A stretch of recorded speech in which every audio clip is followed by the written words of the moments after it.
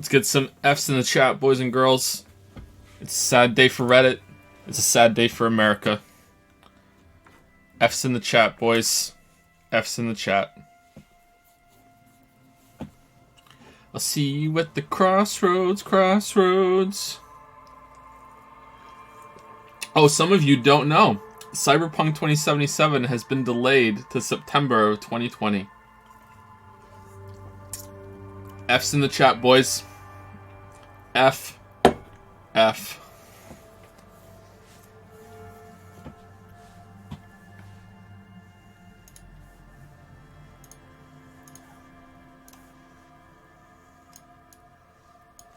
Aha, so the streamer was in the know, and chat was the one who did not know. Chat doesn't know. The streamer did. Alright, so F's in the chat.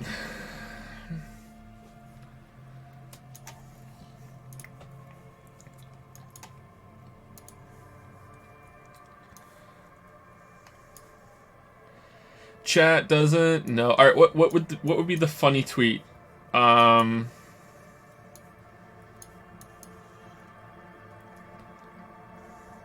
F for Reddit.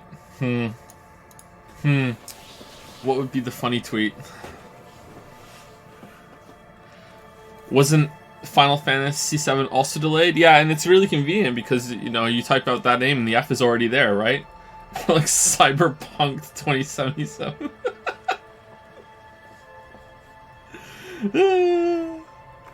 A reminder that extending an olive branch to the weebs, and also just to lead them on because there's no way they're getting it. Ayaya coins. Wow, that's what they are. Apparently, that's what they are. They're not Monocoins. They're Ayaya coins. Monocoins are worth double on the 29th of January. So if you would like to save up your Monocoins in order to use them, any reward is worth double on that day, apart from the highlight message and the emote ones, because I can't control those. So yeah, but dad joke, I'll read 2 pages of the dad joke. I will say on stream your waifu's best girl. Like I will do that twice. If you make me dab, I'll dab twice. If you do the AI Monocoin fund, we'll deduct 40,000 instead of 20,000. And if you spend it on absolutely nothing, we will deduct 40,000 off of absolutely nothing instead of 20,000. All right, you're just gonna double the price on 29. No bamboozle, no bamboozle. I promise. All right, I promise. No bamboozle. Streamer's honor. Streamer's honor. I will not double any prices. I will not mess around with the prices at all. But before the 29th or on the 29th. And I can't promise I'll stream on the 29th because I might die. You know what I mean? Like, but I currently have no plans to not stream on the 29th. I'm not streaming on the 22nd, but I have no plans to not stream on the 29th. Streamer honor is worthless. What are you talking about? What are you talking about? Streamer honor. Streamer honor. When has anyone ever said streamer honor and then not and then gone back on their word? Like, come on. Today's one of my favorites. Funny Disco Elysium titles, by the way. Pillow Pandemonium. What have we had so far?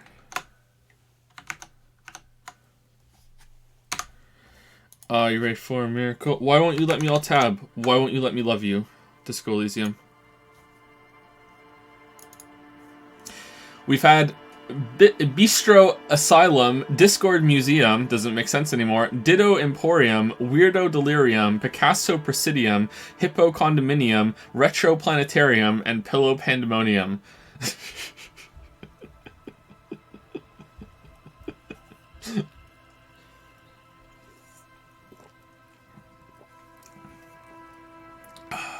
Do you guys want me to read out the other ones I have, or do you want to wait?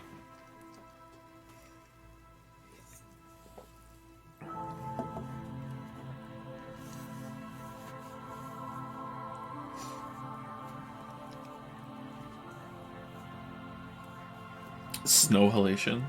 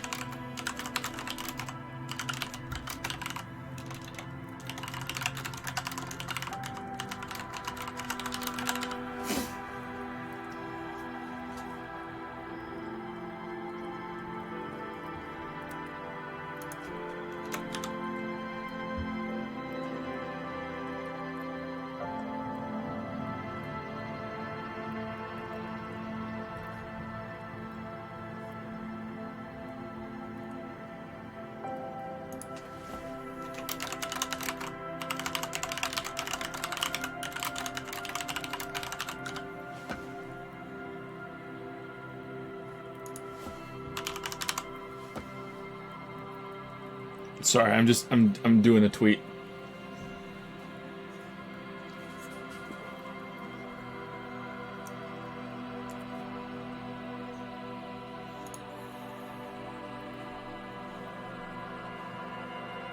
It's a long tweet. It is. It is a long tweet.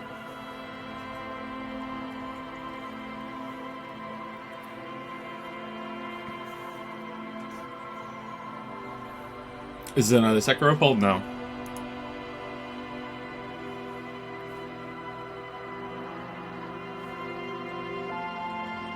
Do do do do.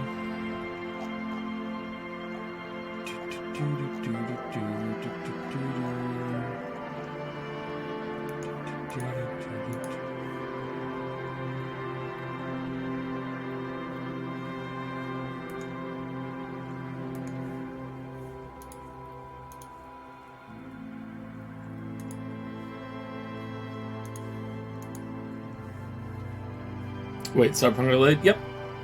By, like, a lot. It got delayed by a lot. It's not just a little delay. When was it due out? March? April? So 5 months? 5 months delay? April? May, June, July, August, September. Yeah, 5 months. 5 months.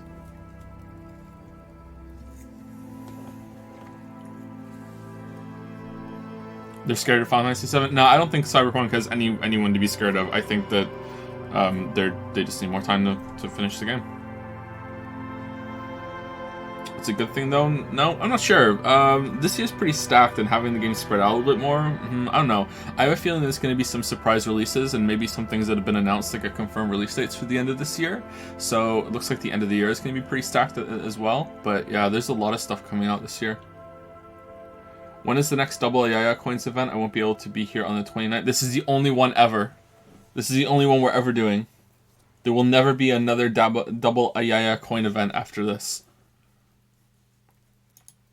Bayonetta 3. Someone thinks Bayonetta 3 isn't vaporware. Actually, I shouldn't say that. I have no idea. I just know Bayonetta 3 is the bait and switch, part of the bait and switch that Nintendo did with the Switch. Yeah, we're totally gonna make these games, and then, oh no, we're not. Small windows taped shut with black plastic. You can't see outside. Speaking of Nintendo, Finn is currently playing Super Mario Odyssey, and he's enjoying it quite a bit. It's interesting seeing a child play it. Because you get to like understand the intended experience a lot more, especially a very young child. So you know, there's a lot more wandering around and not really understanding where you're going. And the game seems to facilitate that quite a bit. I remember when I was a kid playing 64 for the first time, and not very objective based at all, just kind of wandering around, being like, okay, I kind of have a vague idea of what I'm supposed to do, but let's just wander around and look at things and just enjoy moving. And I think that's what Odyssey pulls off. Records enjoyment. No.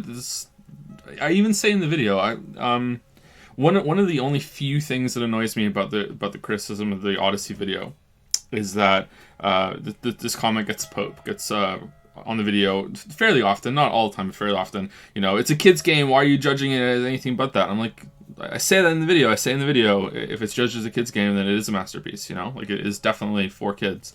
The problem is not that I'm judging it as a game for adults, is that everyone else did too, you know? So, yeah.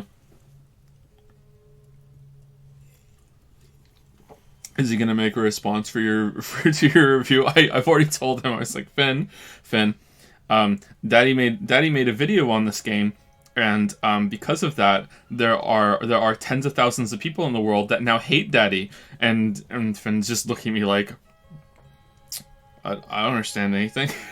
I don't know why you're telling me this. I don't get it.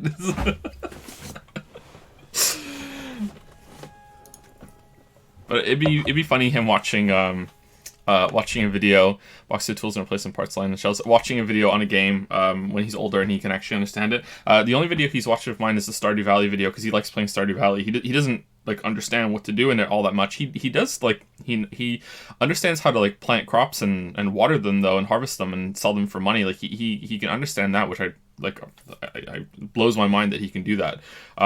But like he can't read yet, so he doesn't really understand the intricacies of the game. But he watched the Stardew Valley video and he just like was just shouting at the screen, telling me to do different things. You know, go to the mines, go to the mines. He doesn't understand that it's a recording. Schematics for a pinball machine, futurism themed. Empathy, hand-eye coordination. Ooh, pinball maker's coat, nice. Let's give it to Kim. Empathy.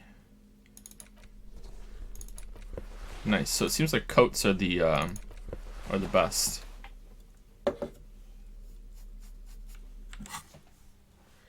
Do.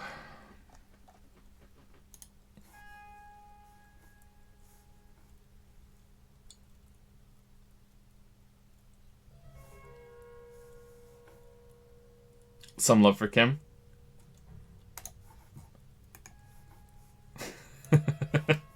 Aw.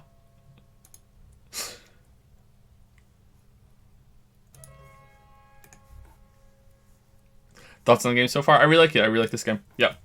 If I wasn't in Witcher Hell, I would be streaming it more to finish it faster because I'm enjoying it so much. Yeah, I like this game a lot.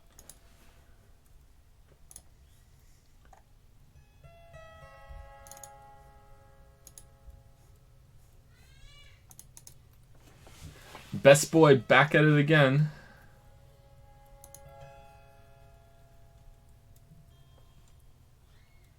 So when that's down there, it's going to be like pointing over with a heart toward Kim.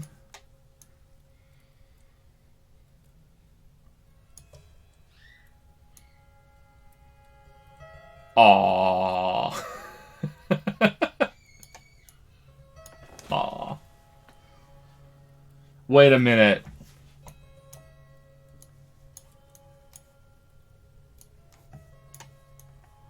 What's that? Enhance. Enhance.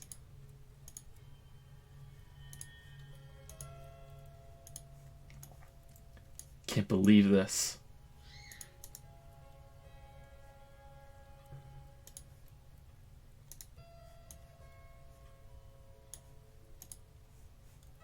Well, apparently I just fit the stream to screen. Hopefully that's alright. Thank you again, Q2. These are amazing. I think we still have quite a long way left with this game, so please don't feel like obligated to keep this up, because these are like fairly like I imagine they're intensive to create, but yeah, please don't think like you have to keep it up, but they're amazing.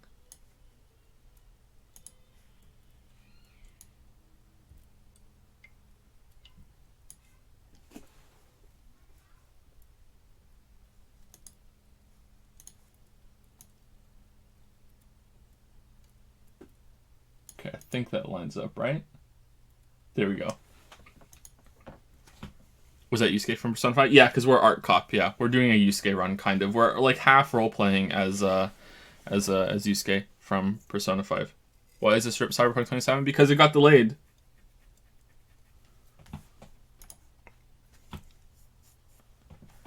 It got delayed. I really didn't think it was gonna get delayed. Like I had an inkling like earlier, and I dismissed it. I was like, no, like the way that they hyped that up, that release date, I'm like, no, that's coming out then. And then it's like, wow, okay, like holy shit.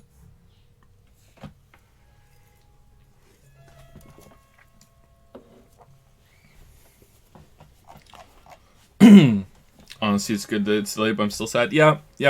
Whenever anything is delayed, it's usually for the better. Like it ends up being a better product because of it,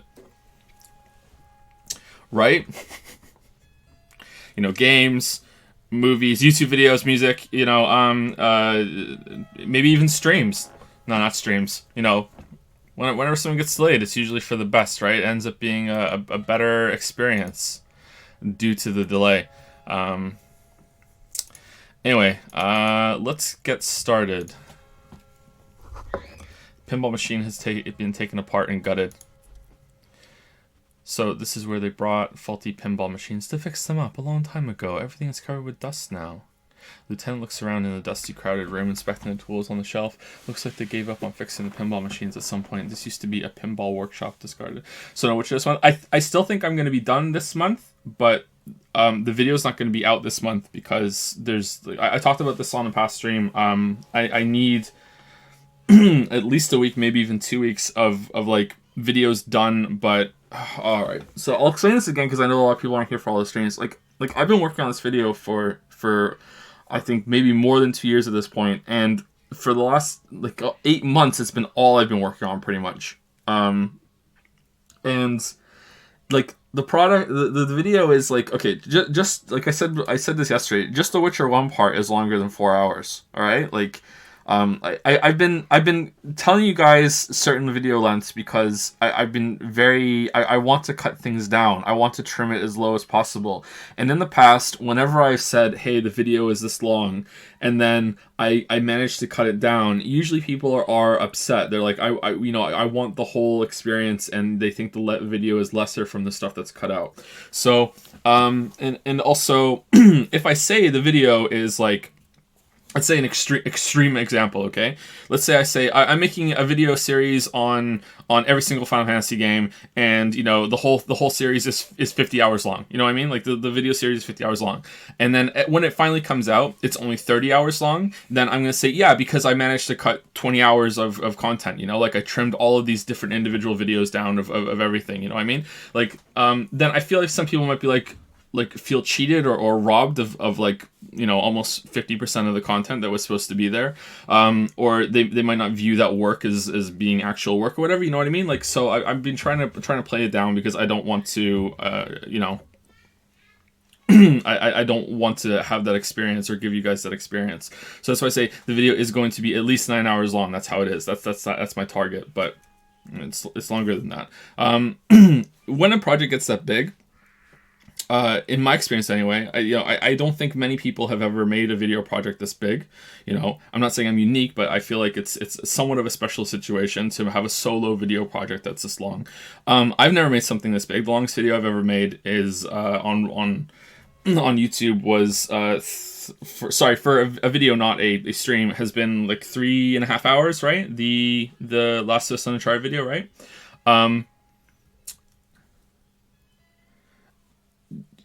Having that pretty much times 3, like editing that at the end, trying to keep that in your head is very, very difficult. So there's this whole part of the end of the project that is just completely uncharted territory for me. That's a good pun. Unintentional. Like I don't know how to process that, how to process it all properly. Just watching the whole video back 2, 3, sometimes even 4 times. That's what I do at the end of the project, just to make sure everything's lined up properly. Like when that's an hour, it's like, okay, I can watch it multiple times a day. But when it's like over 9 hours, like that's almost a week's worth of work right there, because it's not just the duration of the time, it's also pausing, making the changes, going back, watching the little bit before and after to make sure it's lined up properly. There's no problems in the timeline after that sort of thing. I also want to give it at least a week of just I don't want to look at it. I just want to shove it away, and I want it to just not be something that's on my mind constantly, and I want to come back at it with just that week break so I can watch it and be like, okay, so I can view errors that I would miss if I still didn't have like my eyes soaked in it. You know what I mean? So like I haven't had to do that before in past videos, but yeah, I don't know. Like I was talking to Lily about this last night. Like I really want to close down the Patreon. And I almost did it last night. I was really upset last night. I was in a really bad place last night, and I really wanted to close down the Patreon last night, and I almost did. I still might. Like I want to, like I feel such an immense amount of pressure from the Patreon.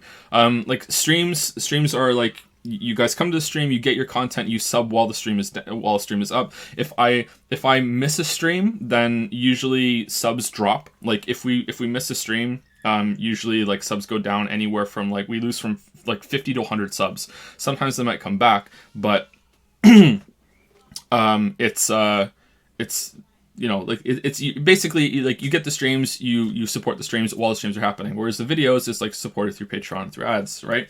But through Patreon. So I feel like every single month that there isn't a video, like Patreon, there's just like this burning glare coming from Patreon. You know what I mean? So if you miss a single stream, like streams, like if you follow your schedule, like it doesn't have to be like you stream every day, but you have to have your schedule. Like, yeah, because there are certain people that can only come to the Tuesday streams, and there's certain people that only come to the Wednesday streams, only some people that come to the Thursday streams, etc., etc., etc.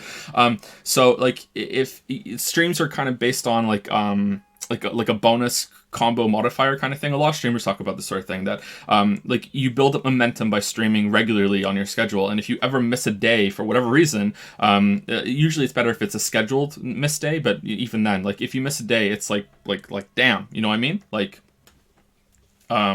it can hurt you. It can set you back by quite a bit. That's why streaming is very, very stressful for some people, for this when it's all they do. You know, I'm not just a streamer, so I don't really feel that pressure all that much.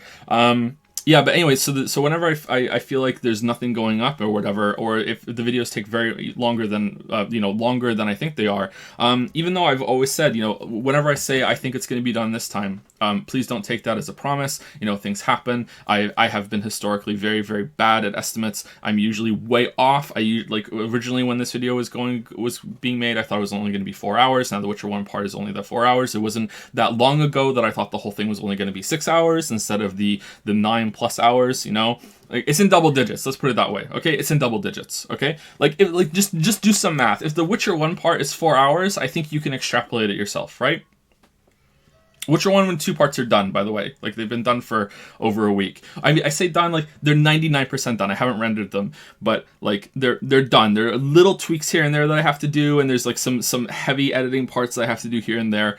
But, like, they're done. Like, it's just the Witcher 3 part that I'm still working on with the books and the DLC. But even saying that, there have been people that have been fans for a long time that I speak to fairly regularly, and even they will say things like, "Oh, looks like your estimate was way off again, haha," and they mean it as kind of like a gentle kind of ribbing, or maybe some of them do, maybe some of them don't, maybe some of them mean it, but it's still kind of like, you know, it's just this constant feeling of, oh, you're letting so many people down, and like it just, like, do you know how like I shouldn't went. I'm sorry. I have one of the best jobs in the world. Let me just preface this bitching with that, all right? I have one of the best jobs in the world. I wake up every single day grateful for the job that I have. Like, I am so grateful and so happy to have the job that I do. Like, I get to play video games, I get to think about video games, I get to write about them, I get to talk to you guys. Like, I love my work so much. But that comes with kind of like Lily's, we're all over the place today. So Lily's bipolar, if you didn't know that. Lily's fairly open about her being bipolar. That's one of the main reasons why she's inspired to have the mental health channel on Discord. Lily's bipolar. And something that bipolar sufferers have, and also people that suffer from depression, is that they will, and I don't really suffer from depression. When I'm depressed, there's a reason for why I'm depressed. Whereas people who suffer from depression, they have depression for no reason. That's the difference between, hey, you're depressed because of circumstances, and depressed because it's clinical depression. You have no reason to be depressed, but you're still depressed because life dealt you a bad hand chemically or genetically or whatever. That's what it is. So people who are depressed clinically often go through this thing where they will get even more depressed if their life is great. Because if their life is great, like say you have clinical depression and you have like a great partner and a great family and you have a great job and you have every reason to be happy, right?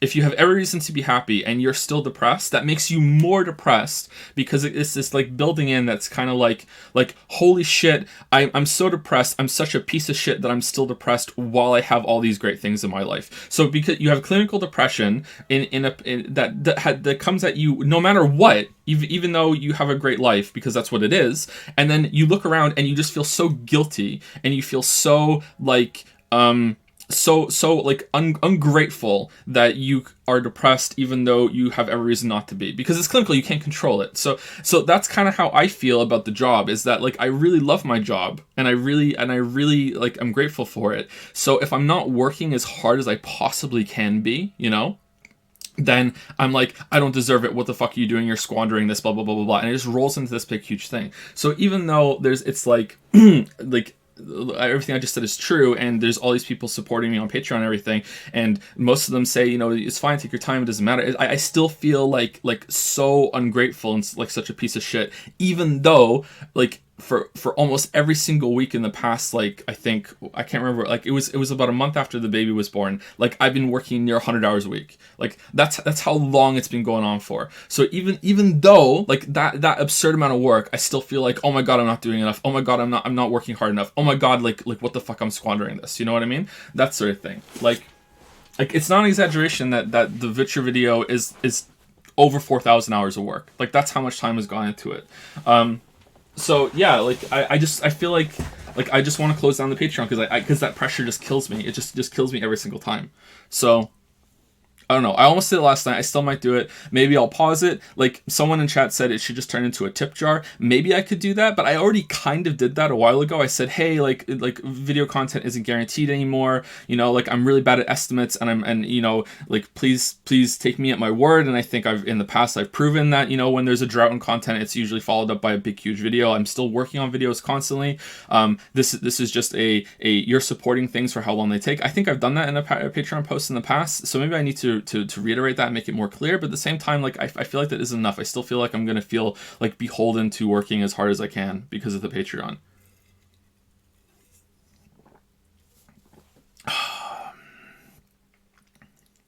Did I talk really fast throughout that?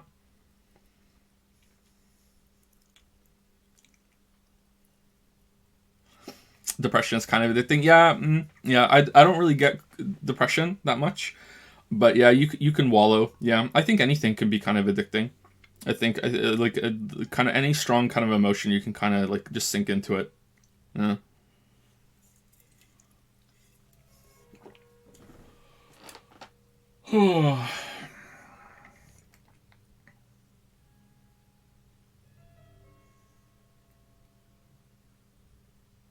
F for Cyberpunk 2077.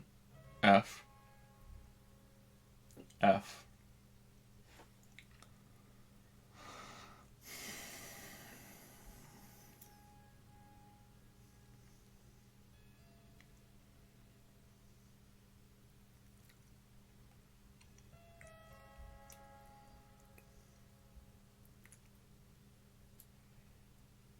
This still actually makes me worry about that game. I'm not so much worried about the game. I think the game will be better off for it. I am a little worried about their employees. However, CD Projekt has a bad reputation for crunching the shit out of their employees. But I did also read that they're not forced to do the crunch, and they also do get paid overtime for it, right? So I'm pretty sure that in terms of game developers, CD Projekt, even though they do have that reputation, is better than most, because a lot of game dev companies that work their employees overtime, they don't get paid overtime. Like, I don't know, seems that way. I know very little about Polish culture and law. Despite Lily being half Polish. Kind of funny dude making the video on the Polish game. But like I would, what little I do know leads me to think that they would be fair to their employees. Like there's a lot of laws there, but yeah.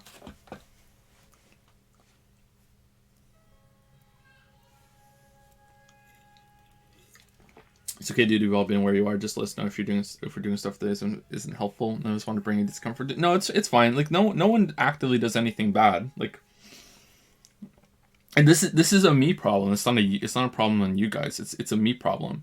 I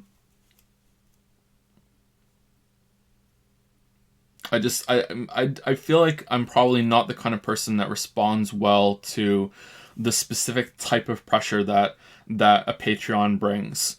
Like when the No Man's Sky video went up, and and then later on when we did the Patreon video, it was like just such an amazing day seeing that number go up. It's like, holy shit, that like not only is this you know, my full-time job now, it's going to be quite a good job, you know, like financially we're going to be in a good situation. Like Lily and I have spoken about this before, like before the channel like took off, we were like okay, we weren't like starving, but in terms of what Canada considers the poverty line, we were below the poverty line, you know, before that, right? Like we were in a pretty bad place. So we've come from very, very, very little to quite a lot after that. So there's like that kind of I don't know, what's it called when you go from like one class to another. Like I think it's called middle class skill, but I wouldn't consider myself middle class. Like I don't know, it would be like working class to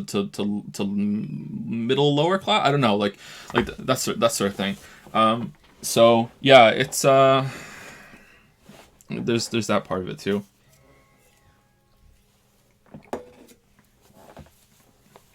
Betraying your comrade. If you took down the Patreon, what would be the best way to support you?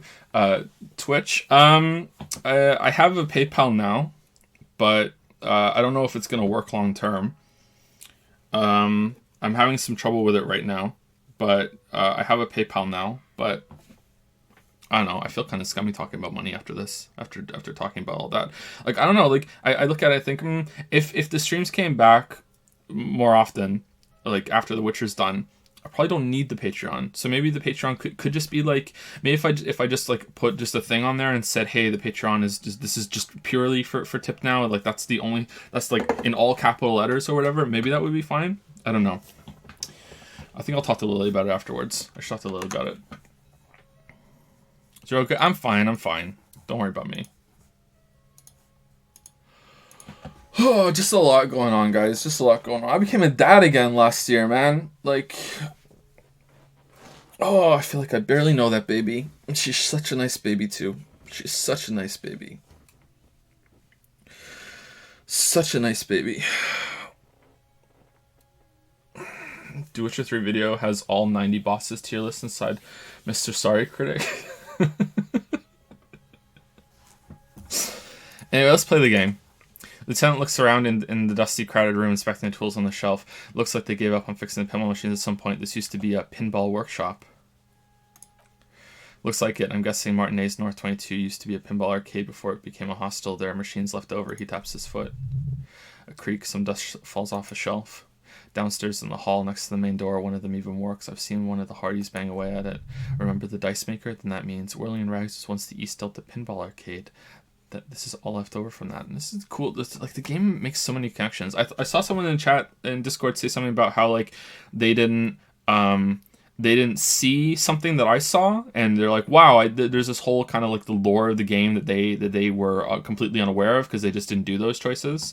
And I think Ilsaroth was telling me about like he didn't see this part on his playthrough, and he really likes Kim. So like this is a whole side of Kim that he didn't even see.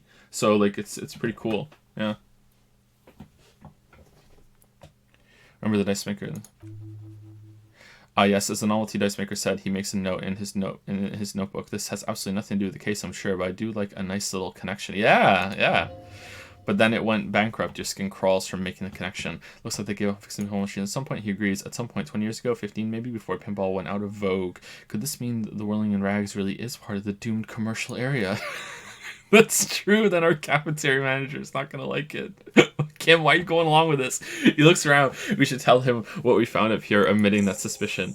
He does not appear to be the kind of man who likes his establishment to be part of a neighborhood ghost story about bankruptcy. Stupid superstition, but still, it would be interesting to see what the cafeteria manager thinks of this. It's not a ghost story. It's a curse, and Gart ought to be able to and Gart ought be made knowledgeable so he can perform counterspells. Kind of awkward to look at, but it's actually correct. All right, finish thought. All right, finish thought, finish game. Footprints.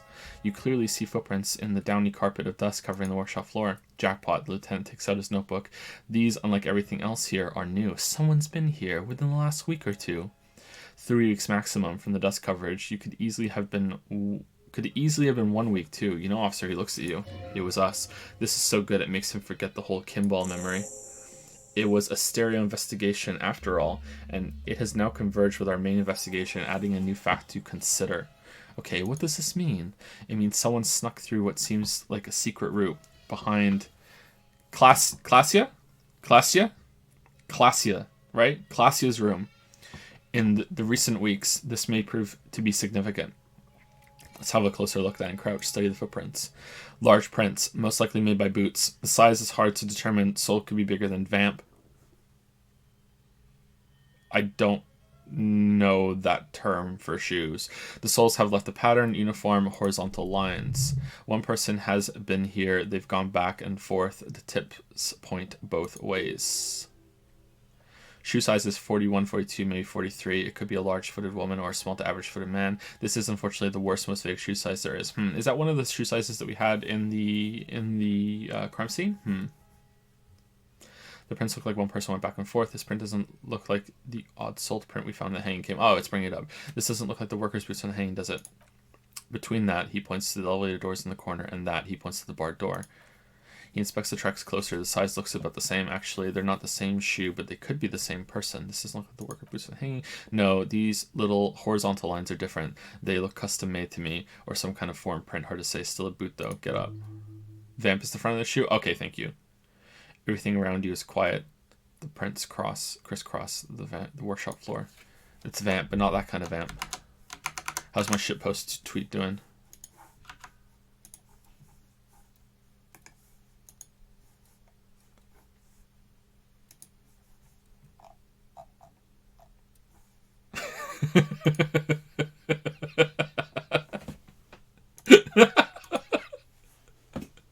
Okay, I don't know who made this, so maybe I shouldn't put it on the screen, but fuck it, we're gonna do it. We're gonna do it, because this is funny to me.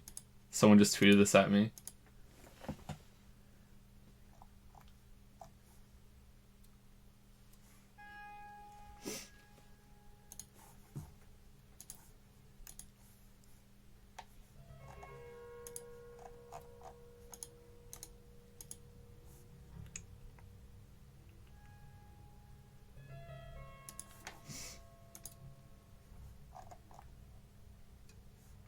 Why is this not showing up? Interesting.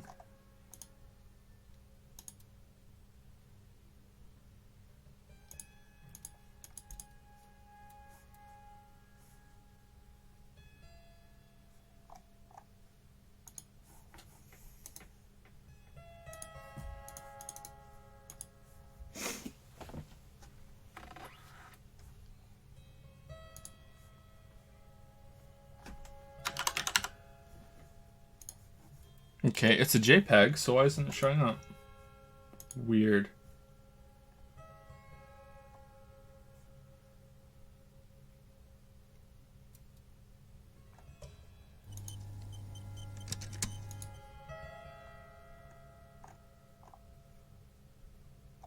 Well, that's anticlimactic. I can't show it, even though it's saving as a JPEG.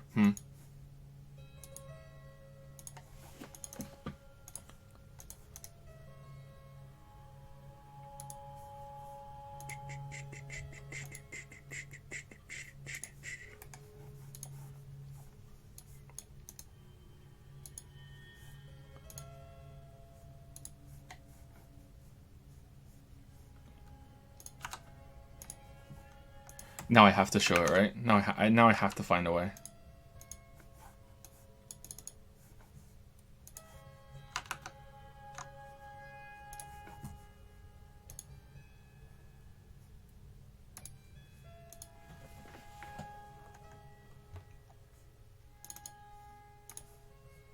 Here you go.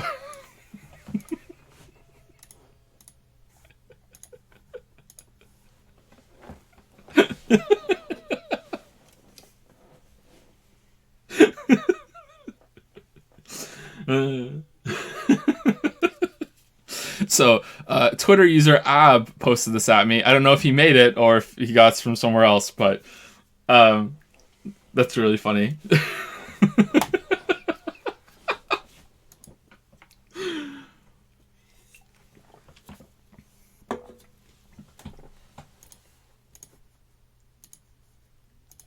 First time I catch a stream, I got no idea what the fuck is going on. Yeah, this is a really bad first stream to watch. It's also like we're in the middle of a very dense game that's hard to follow. If anyone like wanted me to recap it right now, I don't even think I could. Like it's just so much has gone on. So as horrible as this sounds, because I shouldn't say this, but like if this is your first stream, you should probably try again another time with another game. But like if you want to just like throw yourself in, then go for it. Yep. Or if you played the game before yourself, I'm sure you could follow along. There's a tiny hole in the wall. You see a bedroom on the other side. Whoa. Okay, I feel like we should be talking a little bit more about... Okay, so who's been peeping on her, on Classia? This is the barred door you tried to kick in before. Unbar the door, leave. So what's on the other side? Unless we veered off into a folded M dimension, I'm expecting to step out on the roof. We could ask Classia about this to see how she reacts. Folded M dimension, a reference to the popular science fiction series In System. Look who's in a good mood suddenly and read science fiction. Lightly punch the door. What if we had gotten this key before we came and spoke to Classia? We would just end up in her room and she'd be like, what the fuck, how did you get here? That would be an interesting interaction.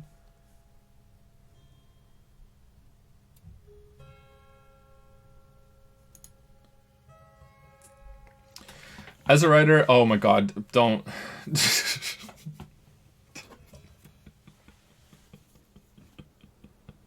Let's just go. I'd like to hear your views on this thing I read about Kim, that an amazing bit of work has been done to make Kim wildly more competent than you and so able to guide you, but also totally believable as a sidekick. It never occurs to the player that Kim would just take charge. Yeah, so I've been thinking about that a bit, like why does Kim just go along with it? So I feel like...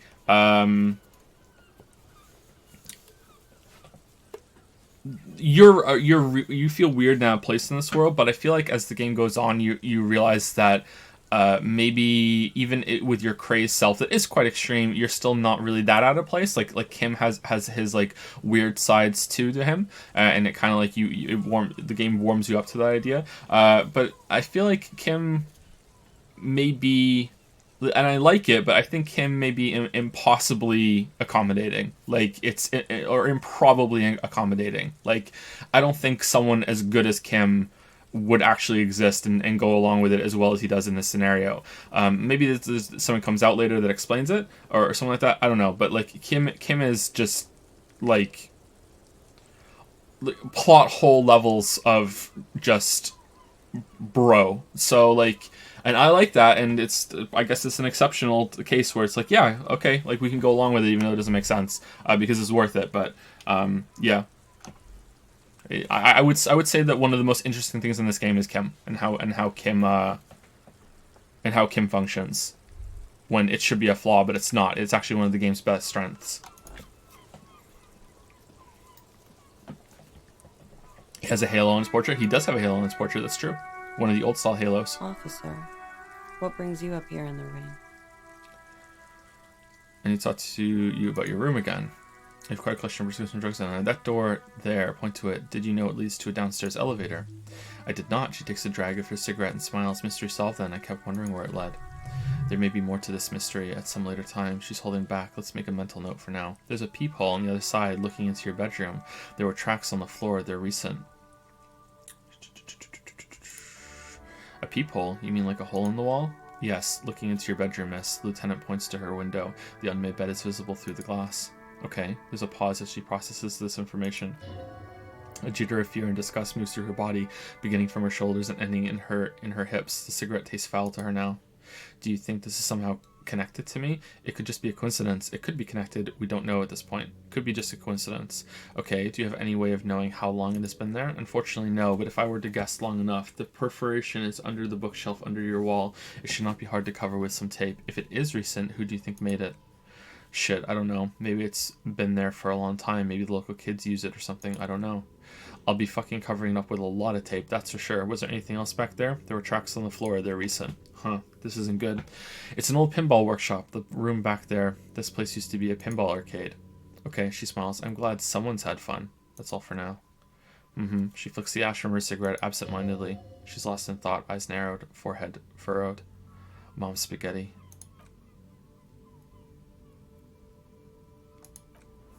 Okay.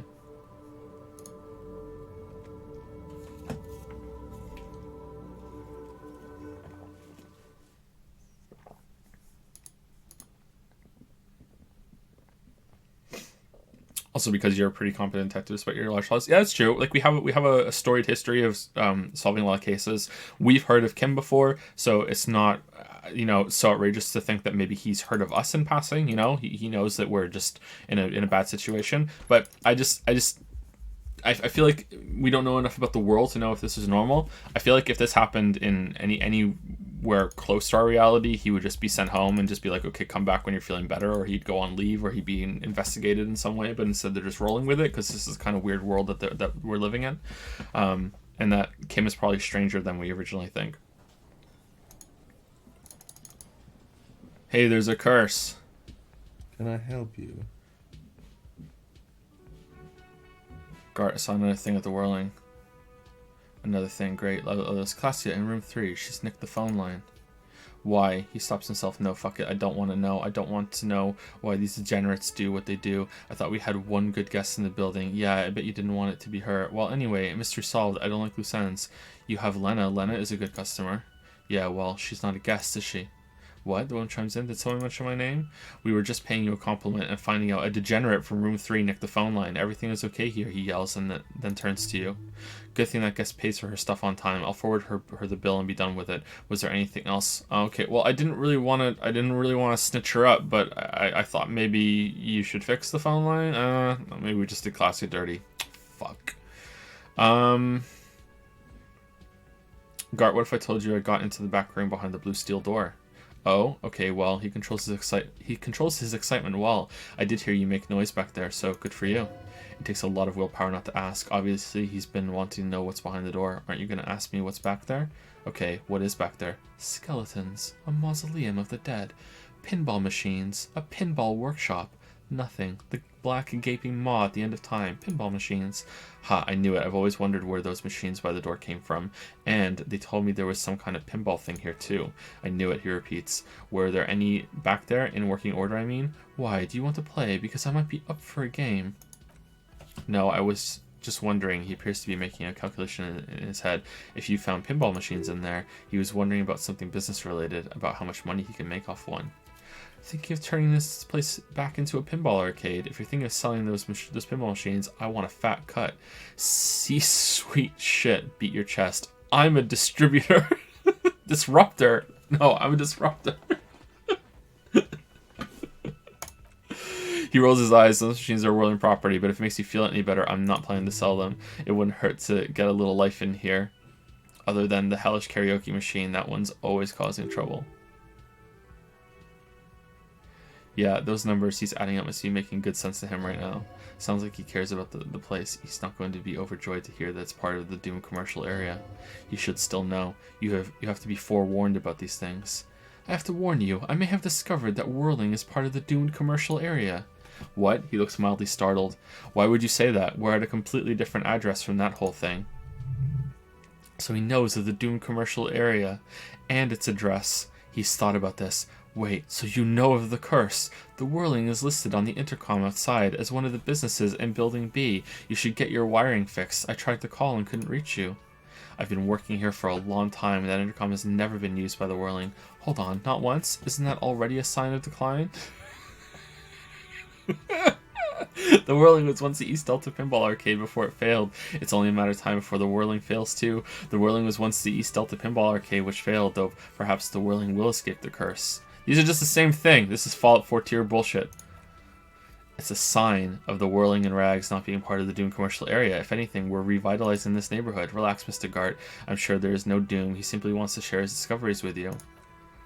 Does this look like part of a doomed commercial area? He makes a sweeping gesture. This pre-revolutionary tile work, these high ceilings, the nice rooms, well, most of the rooms. For 14 years, man, that's how long I've worked here. I've kept this place up through hail and through sleet. Fuck me if some doom ghost, he studies his voice. I thought he didn't really work here all that much. He's done a fine job too, though he's spoken of the place dismissively before. Yeah, the hostel is actually very important to him. You really care about the whirling, huh? Yeah, he sighs. It's slowly growing on me again. It's beautiful in its own way, especially for this neighborhood. I've been trying to keep it that way. even if it is part of the damn Doom commercial area. Aha, so you finally admit it. Yes, your police skills have delivered. I'm sure you'll get a commendation, maybe even a promotion.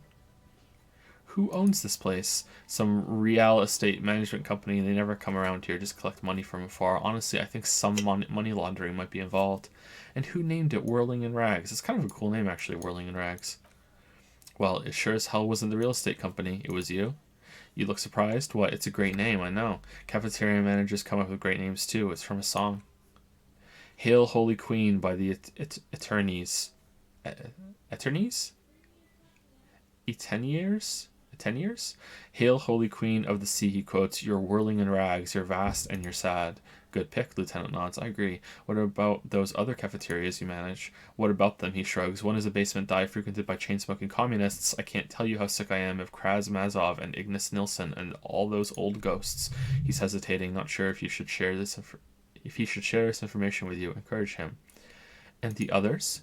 The other is a kebab cart. It's very successful in its way, but it's nothing like the Whirling. Well, good luck to you. Good luck to you with this place then. Too bad it's doomed. No, 5. Luck has got nothing to do with it. He looks to where the hidden room is. I need to think about where I'm going to place those pinballs. I have a feeling they're going to help against the doom, it's implied. So if you don't have anything else to tell me about my establishment, can we, wrap it up? There's a peephole in the wall. He startles. What wall? Upstairs in the secret back room, right next to Classia's bedroom. I found it when I found the pinball machines. I'll have it fixed at once. Thank you for letting me know. I assure you, the Whirling does not abide spying on its guests. How about you fix our room too? All right, you've been notified. Conclude. Thank you. I'll patch it up personally. Was there something else about the establishment? I hope not. Something else I want to talk about? No, that's it. Goodbye. All right. So, did we get a skill up? We did. All right. So. Did we go and do the body? We didn't do the body, did we? We still have a perception chance to do the body, and it's our last chance. So what's something that we need to level up? What's something that we want to do? Do we want to get a spare decor to try to do the cop thing again? Seems like it's not a good idea. Like it's not really worth it. I know what I need to do real quick. I need to go pee. I'll be right back.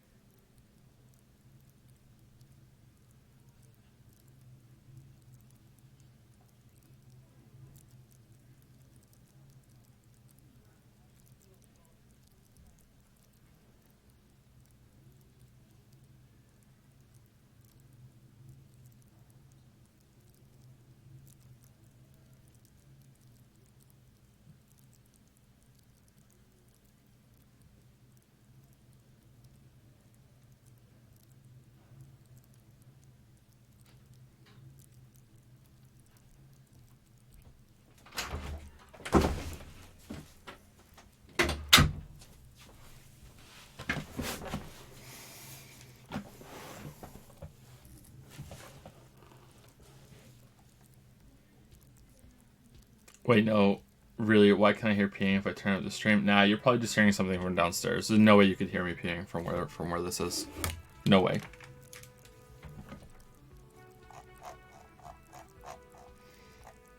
Oh, it's from the game. The game sounds like it's peeing. Volition or we riot? Alright, have fun writing.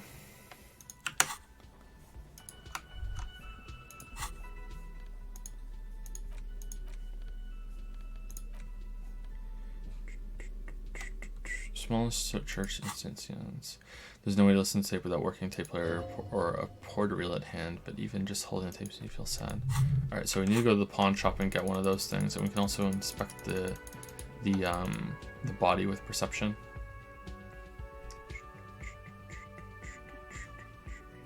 Okay, so I'm gonna save scum. I'm gonna go and save it, and if I don't get the perception check on the corpse, I'm gonna reload, and I'm gonna try again once I get an item that boosts my perception. Because after trying all these times, I don't want to lose it. So if you think I'm a fucking redditor after that, then okay, I'm fine with that. I'm fine with that.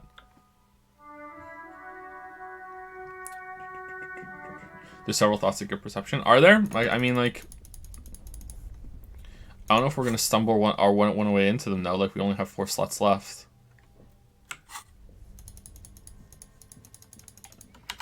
Is there anything that's lowering our perception right now? We don't have anything that raises our perception, right? I don't think we do.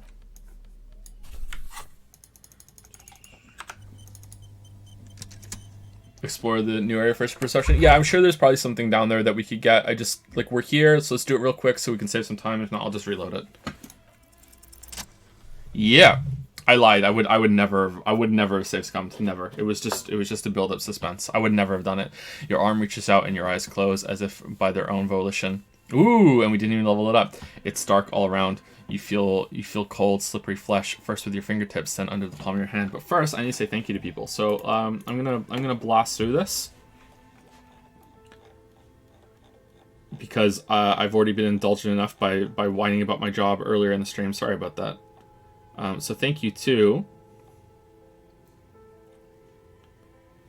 Saidu, Neox, Flash, No Egler, for subbing while the stream was down. No Egler might have been at the beginning of the stream, actually. It's, sorry if you were. Thank you for the resub, if you're still here, No Egler. Ayami6 for the 3-month resub. How did the hipster burn his mouth? He ate the pizza before it was cool. Uno Octium for the 100 bits. Thanks for putting up with us weaves. It's no burden. Don't worry. Don't worry. You weebs are alright overall. There are worse things than weebs in the world. Way worse. Puckered Starfish used 100 bits. It is currently -4 freedom units outside, -24 Celsius if you must. It's really cold here in Minnesota. Stay cozy, everyone. Stay cozy. Stay cozy, Vancouver, too. You guys got hit by a blizzard. It's not snowing here today for the first time in a few days, but it's supposed to snow really heavily later on. Yeah. Stay cozy. Thank you, Atlas Cryas, for the new sub with Prime. Welcome to Prime Time. Welcome to the Pickle Jar. Thank you, Cthulhu Daddy. That's a cool name for the new sub. Welcome to the Rub-a-Dub Sub Club, Cthulhu Daddy. Thank you, Vero Riak, for the 6-month resub. Thank you very much. Parker Starfish, you some more bits to say. Chat says there is an Ayaya in every portrait you've been dunked on. Is there really? I saw some of them, but I didn't see the Ayaya in some of the past ones. Damn, I got dunked on. Worth it, Q2, worth it. Thank you, Keelbow, for the new sub Prime. Welcome to Prime Time. Welcome to the Pickle Jar. Thank you. Thank you, DJ Roomba93, for the 2-month resub. Joe, you do the best game. You are the best game reviewer. Keep doing what you do. Aw, thank you, DJ Roomba. I think they're much better than me, but I will take the compliment. Thank you. Parker Starfish used even more bits to say the Patreon is there for this specific reason. I still support Shamian. He goes stealth mode for months on end. Please Stop Talking has been on a month-long hiatus. We get it. It's okay. We want to support the people because we like the work. I know, and I can hear that like dozens, maybe even hundreds of times, and there's just still something about it that I can't. Like, it's like the paywall thing on Discord. It's like I just can't get past it. But maybe if I did like a very formal post saying like, look, this is how it is from now on. I did sort of that before, but maybe I didn't commit hard enough to it. But yeah. Thank you, Jesus Pro. Oh my God, Jesus Pro Adzimimini. Jesus, thank you for the new sub, Jesus. Jesus with a Z. Thank you very much. Welcome to Prime Time. Welcome to the Pickle Jar. Thank you, Cool Mashy. Sorry for messing up your name. For the 200 bits from Cool Mashy, if you took down the Patreon, what would be the best way to support you? Twitch. Oh, I read that when it came in. I don't know. Maybe Twitch. Like I said, there's a PayPal link now, but I don't know if it fully works. It should. Like, I think I set it properly and we tested it, so it should work. Maybe, like, I don't know, we'll see. I have to think about it.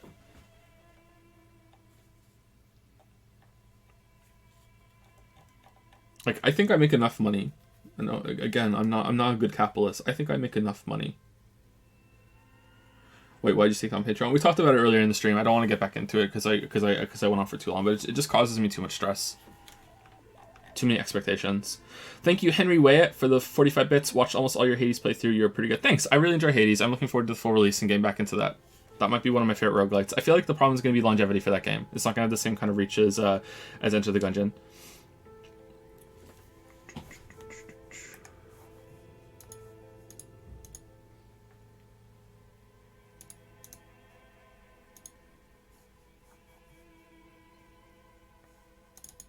Enter the Gungeon is my favorite. Sorry, I know a lot of people prefer Isaac, but like Enter the Gungeon is definitely my favorite. Have you done Dead Cells yet? I played some Dead Cells. I like it, but I don't love it. It's like meh. It's all right. It feels pretty good to play, but there's just something about it I don't like. I feel like Dead Cells is too visually noisy. I feel like when I play Dead Cells, it's very spammy in ways that like Gungeon is my favorite, so I'm going to compare most roguelikes to Gungeon. So it's very spammy in ways that Gungeon isn't, and it's very visually noisy. Usually there's a lot of shit going on the screen. Maybe that gets better the more you play it. But yeah, I just I like it, but I don't love it.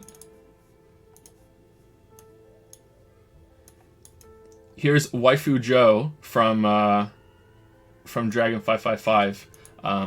God, I hope there's someone new to the stream right now that's only been here for the past 5 minutes. God, I hope there's someone brand new, watches the videos, never seen a stream before, and is here, and this is the first thing they see in the first 5 minutes. God, I hope that's a thing right now. Thank you, person325 for the new subprime. Welcome to Time. Welcome to the Pickle Jar. Thank you, Toast Engineer, for the 100 bits. Fucking boomer. Imagine not knowing that shoes are made of vampires. And the last 3 on my list are Pucker Starfish again with a gifted sub and some bits. Kim also spent a lot of time as a junior officer. That's a lot of time being a subordinate. Kind of hard to shake off that training. Maybe. Yeah. I don't know enough about Kim. Yeah. Maybe. That's a good point. And also thank you, Pucker Starfish, for gifting a sub to Fake Deltat. Welcome, Fake Deltat. Welcome to the Rub-a-Dub Sub Club. And last but not least is Senrahin with a 22-month resub. Thank you very much, Senrahin. Happy New Year. Happy New Year, Senrahin. I like saying your name. Second time I catch you live, second or third anime shit every time. Yeah, it's ironic, I swear. I'm not a weeb, I just play one on Twitch. I swear. As a person living in Sweden, recycling bottles is very common to be expected of every household that buys aluminum cans or aluminium cans or plastic bottles, with some even scrounging the city's trash cans for cans and bottles to recycle for money. So seeing this kind of system in the game is really cool. Do you have a special cultural thing that you do that you are amazed to see in a game? I don't think so. No.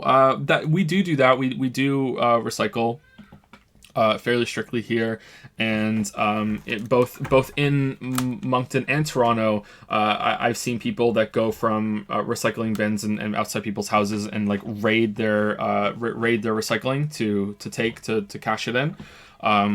I saw some guy doing that to ours once, and since then I just like put it all in one thing for him to take. You know, it's like here you go. If people are gonna do it here, it's much easier.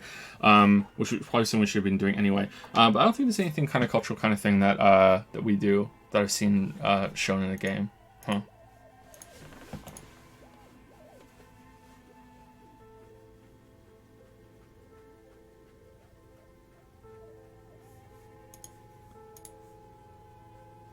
Your arm reaches out and your eyes close as if by their own volition. It's dark all around. You feel cold, slippery flesh first through your fingertips and under the palm of your hand. We're going to be playing this game for months. His face, his cheeks, his nose, his fat swollen lips. Like a spider, your hand crawls over his features. Everything is silent. But not that silent. Crawl up his nostrils. They are swollen shut. You need to really push to get in. Push your fingers in his nose. Only the little one fits. The flesh changes shape as you bore in, searching for something in the cartilage. The thing you're looking for, it's not there. Crawl out, spider. Put your fingers in his mouth. The oral cavity is cold and moist. A ball-like tongue attaches itself to the base of the mouth, lolling around like a scallop. You're on the right track. Play with it. This feels right. The tongue moves freely in the cavity. The mucus of the mouth is slippery, delicate to touch. From the soft meat, teeth are budding, hard pearls of bone in the gums and in the back of the mouth. Can you feel it? You're so close. Rip his jaws open now. Look in. Open your eyes and look. A vision of black and dark red death, pried open by your naked hands and studded with teeth. Looks like he's laughing. Death fumes rising from the throat, and there, in the back of his mouth, above the belt of the uvula, right in the soft palate, you see a hole barely visible to the human eye. It is swollen shut, almost vanished, no larger than 0.4 centimeters in radius. The edges appear darkened. An abrasion collar. This is what we're after. Say abrasion collar. Abrasion collar. Kim looks in. There's a pen in his hand. His notebook is open at the copy paper. Touch it with your finger gently. A black trickle of liquid runs into his throat from the wound. Put your finger in. Your index fits right in there. A tight tunnel of flesh opens up. Tissue damage wide enough for 2 fingers. As you push both in, you reach through his mouth right into his brainstem. Brainstem? Yes, that's what this part is called. Feel around first.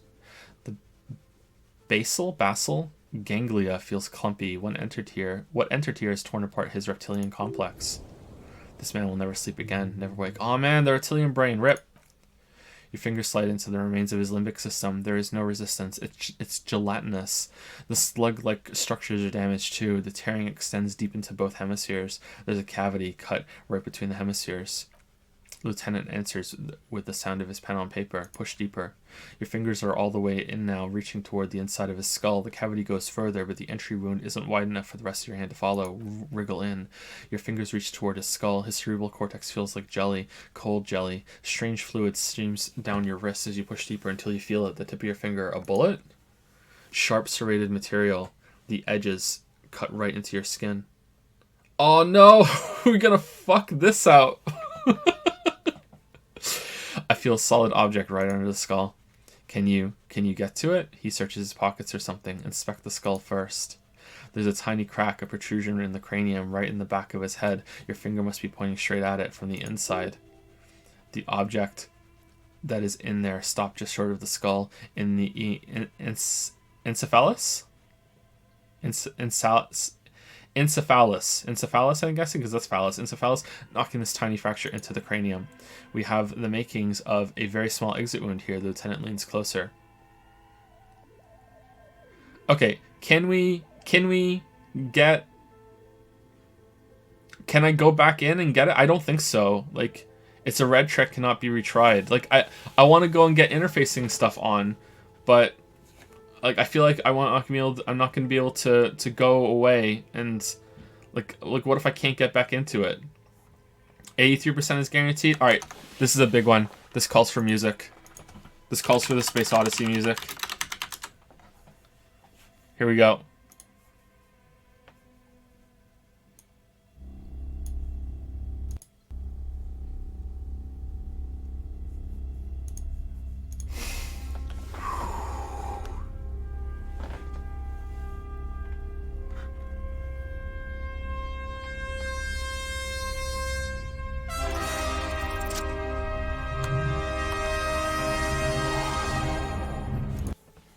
We did it. You pick the object between your index and middle finger. It feels sharp like metal, with your face twisting from pain and concentration. All you need to do is just whisper, "I got it." Slowly pull your fingers out. Whisper, "I got it." Good, good. The fridge in the background buzzes with excitement. Slowly pull your fingers out. The inside of the head feels cold and smooth like a glove as you pull out, sweat dripping down your brow. Careful not to lose the prize between your fingers. With a plop, your hand emerges from the mouth, covered in blood up to the wrist. Between your fingers, a small flower, a blossom made of lead. A bullet. Lieutenant puts a small bag marked evidence under it. Drop it in. The bullet falls in the bag, leaving a smattering of blood on the plastic. He raises the bag under his eyes and says, "Unknown caliber, rifled, some kind of brittle alloy, fractured on impact." "Can I have it?" "Keep it, Lieutenant, as a gift." No, you deserve it. We can log it later." Lieutenant drops the bag in your bloody hand. It feels right. Feels light. He turns to his notebook. "We need to add an item to the injury list. Injury 4, oval entry wound with an abrasion collar, soft palate, back of the mouth. High velocity, temporary cavity and brain tissue. Small exit wound on the occiput. He underlies the injury forcefully. How does that sound? Excellent. This is because we played the board game. Sounds like heaven. Found a bullet. Sounds about right. Opinion. Fatal injury. God damn right. Click, click goes the pen. And one last thing, we should amend injury 3, ligament mark, new opinion, non-fatal, post-mortem, treatment. He's proposing the bullet was the real cause of death and the hanging an attempt to conceal this fact. Treatment?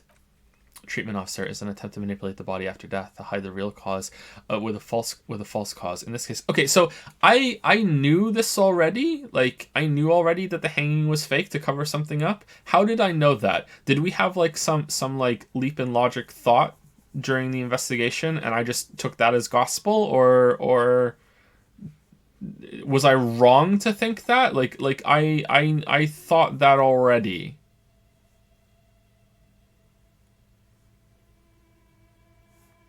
Treatment officer for the follow. He points to the mark encircling the corpse's neck. This injury here, the ligament mark, the fractured hyoid bone, it was all treatment. Yes, and the belt around his neck, the hanging, even dragging him to the yard. All of it was done after this man was already dead. Dead, dabba doop doop. We just did some good police work and now we're dead, dabba doop doop. You think so? Agreed. Agreed. He nods. I had my doubts since you showed me the tracks. Why did they carry him over, not march him? I thought there was no satisfying explanation. Okay, I think that's why. All right. That's why we thought so. There have been other signs too, small details. Everything is too neatly designed for us to assign probable cause here, as we did foolhardily. Well, no more. We almost fell for it, he thinks. Almost. There is, of course, the very real possibility he was both shot and hanged. Both cage and wall. Maybe they just shot him while they hanged him. Who would do this? That's for us to find out, but it will make find them just a little bit easier. Maybe they shot him while they hanged him to put him out of his misery. He thinks it's possible, but it does not explain all the other dubious things here.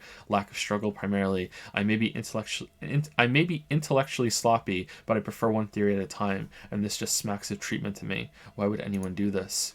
To hide something. The real killer, the real motivation, what really happened here. Okay, so I know that there's at least like 5 police detectives that watch the stream. Is treatment actually a proper like murder investigation term? Because I really like that term. I've never heard of it before. That's a cool term, treatment. Or is it something for like this game or in fiction? One of you has to be a police detective, right? Probably watching this on your phone as you go to the next crime scene. That's such a cool term. I think I need to wash myself. Oh, he nods. You really, really do. I am glad to hear you say that. Your room in the Whirling Lag should come with a bathroom. Be sure to make use of it in the evening. Maybe the bullet holds more answers. Yes, we should take a closer look at it. I'm certain it has more to tell us. This little thing could reveal much about the weapon that shot it. What happens next? Proceed. We bag the corpse and carry him to the holding pen of my kinema. I can transport him to processing myself, but I will be gone for the rest of the day. You'll be gone? What should I do in the meanwhile? Work on the case, tend to personal matters, try not to do anything dangerous. An officer needs backup in a neighborhood like this. I'll leave that choice to you. And one more thing. He looks you in the eye. Great work, detective. Aww. After you bag the corpse, Kim will leave the party until tomorrow morning. You can do side tasks and even the main case, but it might be more difficult. Please plan his exit accordingly. Okay, so it's 6, so we can wait till a little later. We can't go and see that guy at 9 o'clock if Kim's gone. I feel like we should do this now. I think it's late enough now. All right, he takes out a shiny black body bag and starts pulling the plastic over the dead man's face. I will need a little help carrying him. You take the hands, I'll take the legs. Bag the corpse and drag it to the motor carriage. Leave. Right, this took a while last time, right?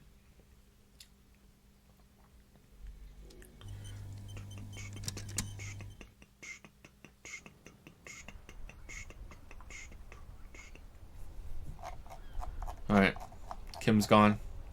You know what that means. Time to get crunked. Guard, give me a drink, and then I'm gonna drink this one. Let's go.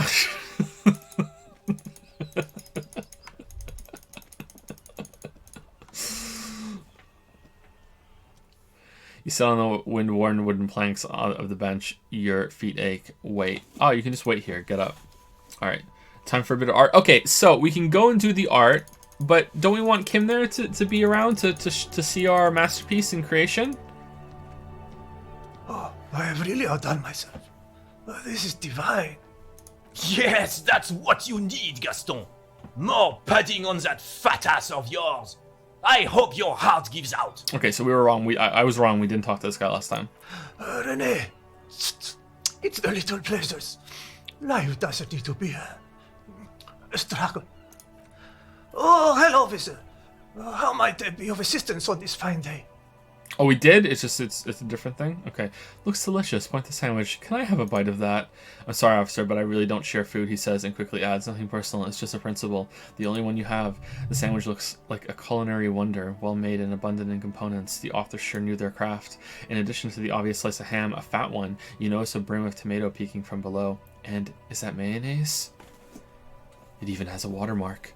Don't be a dick, Gaston. There's plenty for everyone.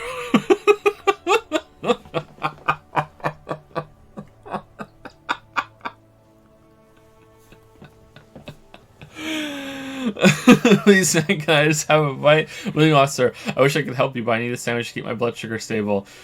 He's squirming, avoiding your gaze. At my age, you need to pay attention to these things.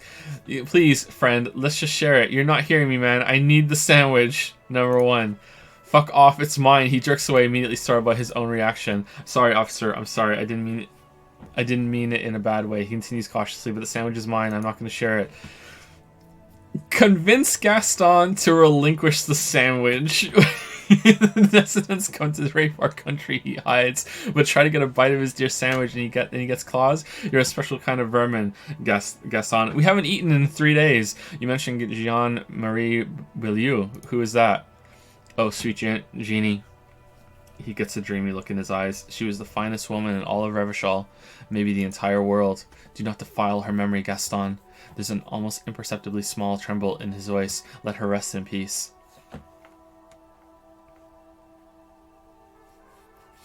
So you both knew her? We knew her all right. His friendly face lights up. Lived in the same street our entire lives, just 2 houses apart. The 3 of us have been best friends since we were 4. She was Rene's first girl back when the prick was 16. He looks at the carabinier almost gently. They were courting till he decided he'd rather die for some great ideal than just be happy. And then you stole her from me. He jerks forward and then grabs his chest and stops. Easy, fellows. No need for this to get ugly. Do not intervene. Well, technically, you stole her from me just because we've been pretty close ever since you two had that falling out over the ink you spilled over her pretty yellow dress. We were just boys then. This was different. You, the tall veteran, looks at you and nods. No point starting this all over again. For the thousandth and the first time, especially when we have company. Turns to you, officer. What happened to her? She died of pneumonia 2 winters ago. It was a quiet passage, peaceful. He smiles faintly. Renee and I were both by her bedside when he pauses, searching for the right word. Died. He sharply fills the silence and adds, no use sugarcoating it. Won't bring her back, will it now? Departed. His partner finishes the sentence and chuckles. Until the very end, she couldn't decide between us. The most indecisive woman I've ever met. Why do you think she was indecisive? She could never make up her mind about anything, what to have for breakfast, favorite color, or which one of us to marry. The look in his eyes is happy and distant. She was always leaving one of us for the other, but never long enough to actually get married. Nothing wrong with weighing your options first. That's a bit odd. Heck, he says with a chuckle. Technically, we're both still engaged to her. You always confused her, couldn't let us be happy, he says with heavy resentment. Seduced her with your fancy words and pastries. Oh man, I really want the sandwich now. He suddenly remembers you are still there, falls silent, turns away. Thanks for sharing. Dadapon wants the sandwich. Tell me, what do you know about the dead man? Let me think. He looks at the clouds wistfully. I heard someone was hanged but left on a tree for a week, but that's all I know really. Come on, you must have heard something. I want to be eating this sandwich when Kim comes back. And I want Kim to look at me and be like, where did you get that delicious sandwich? And then I'll say, do you want some? And he'll hesitate, and he wants to say yes, but he doesn't also doesn't want to doesn't he wants to but doesn't want to admit it. And then wordlessly just rip it in half and give it to him because Kim's such a bro. No, I'm sorry. I really would like to assist, he adds, smiling apologetically. You're a good guy, officer. I can see that. Then help him, you wimp. Reproach fills his eyes. You rub plenty of shoulder with the gauche caviar. Caviar? Not caviar. Well, in the Union, someone must know something. He means caviar socialists. I wish I could, but I don't. I just don't know anything. His cheeks turn red. I always keep my nose clean and don't gossip. Everyone knows and respects that. Odd, he doesn't seem to be lying, but there's something off here. Sounds a bit like you're holding back. I'm not, he assures you. I'm not Of course he's holding back. The carabiner crosses his arms. His mouth is so full of union prick he can't even speak properly. No, it's sandwich. Can I at least finish my fucking sentence before you piss on it? Is that okay, Rennie? His eyes are furious. I'm not anyone important in the union. I just know Everard. How do you know Everard? Everyone in Martinez knows the Clare brothers, he says solemnly. I taught these boys human studies and history in the gymnasium. What do you know about history? The carabiner snaps at Gaston. You never witnessed history, only heard about it years later when it had already moved on. You don't know history. The old soldier mumbles something under his breath and turns to face the sea. There he stands, proud, rigid, and alone, like a cracking marble statue. What a prick, the jolly man declares with a sigh. The officer was addressing me, not you, Capitaine. Where were we? Where were we? What a joyous way of putting it. Are you a union member? Oh, his cheeks turn red again. In many ways, yes, like an honorary member. I attend meetings and parties, help with little things. Everett, Edgar, and the older debardeurs all know me. In many ways? Oh yes, you're not actually a member. Not in the technical sense. His eyes fix on the bulls in the crater. I don't have a vote or a membership card, but Everett keeps me on the payroll just for the little things. So that's what it was. So that was before. Him hiding something. He tries to make it look like he's a big deal in the union, and now the illusion is disintegrating before you and Renee's eyes. He doesn't know anything, because no one tells him anything. He's an outsider. The Everett brothers seem to look after everyone in this place. So it seems like Everett's actions are good, where his words are really bad, and you're not supposed to like him. Whereas Joyce's words are much better, but maybe her actions are bad. Well, her actions are kind of non-existent. I feel like there's two sides to this. Of course, he's not a member. Of course, he's not a member of anything. I knew that. He frowns. He's a weather vane. I thought it was a weather vane. Turns to where the wind blows and tries to look important. Is it weather wane? I thought it was weather vane. I hate the socialist rabble, he continues, but even siding with them is better than living your entire life on the fence, never committing to anything. Pick a damn side already. Yeah, you dirty centrist. What are the little things you do for Everett? Writing work mostly. He smiles occasionally. He needs something written. I happen to have a way with words. People say, what kind of things do you write for him? Oh, nothing official, I assure you. Just essays for the newspapers about Martinez and how things are and how they could be. Everett and I have these long talks where he tells you his little penman exactly what to say. It's commie propaganda, plain and simple. You should be ashamed of yourself. Ooh, I do little things for Everett myself. Nothing wrong with that. I do little things for Everett too. I feel terrible about it. That's just the way things work around here, he declares merrily. No reason to feel bad about it. Are you a caviar socialist? The old man starts laughing. I don't even consider myself a regular socialist. Politics is not really something I involve myself in, officer. Wait, how can you write those newspaper pieces if you're not political? Officer, I have a vivid imagination, he laughs again. And like I said, I have a way with words. That's enough. No need to sink in politics. He just fluffs it up. Of course, don't sink into anything. Don't sink into any fight. Only sink into your couch. So you are a weather vane. Now it's weather vane. All right. Are we up to 40 mistakes yet? I prefer highly adaptable myself, he chuckles merrily. Has a better ring to it, don't you think? Mon Dieu. The carabinier closes his eyes like he's never going to open them again. Fucking all the German. Thanks. That's all for now. I learned German in high school. Now I've forgotten so much about it. All right. I want the sandwich. God damn it. A man so principled about his sandwich calls her a principled approach. Time to get political. What is political? This right here is political. Sandwiches aren't political. This city's going to shit. Sooner or later, some foreign anarchist is going to steal your sandwich. That's a fact. Your blood sandwich.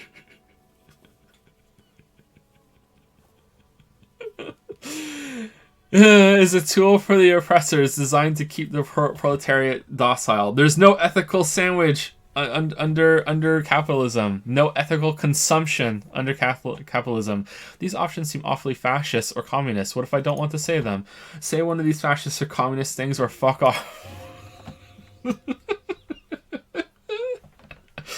Your blood sandwich.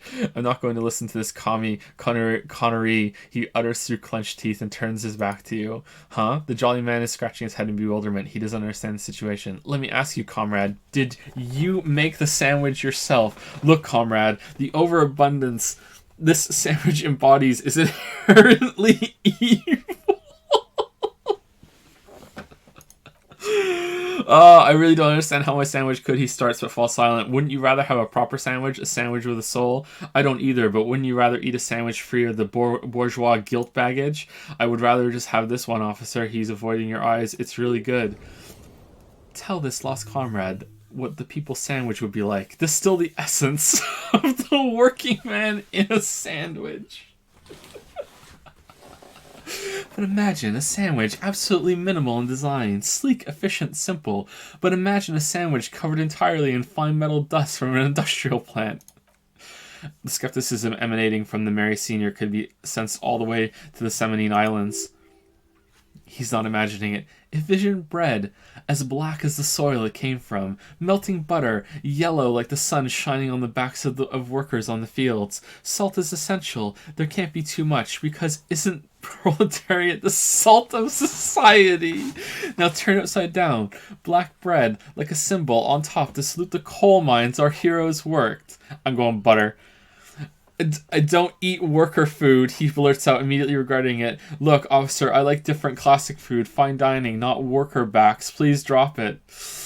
We need to get our rhetoric up. Do we want the sandwich? Are we just going to level rhetoric up right now and get the sandwich? Fuck it. Fuck it. I want the sandwich. I want the sandwich. We're doing it. I want the sandwich so bad. We're trying again. 58%. Yeah! How may I eat the citizens? I want the sandwich. Alright, this is how we're going to do it. I admire your handiwork, chef, but few things I do differently. Like what, officer? His eyes rest on the sandwich. This is as good as they come in Revachol, I assure you. And we just spent the skill point on a sandwich, and a array of delicious recipes flashes through your mind. Salad, salmon, sandwiches, bingo. The bread you built this wonder on could have been toasted beforehand.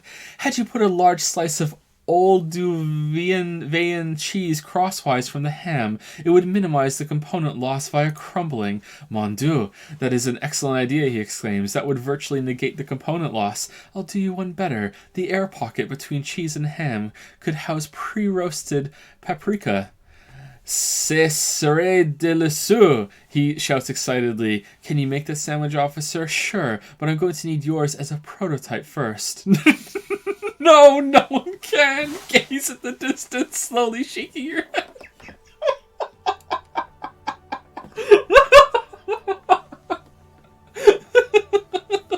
I want one because then we get the sandwich, but 2 is just the best.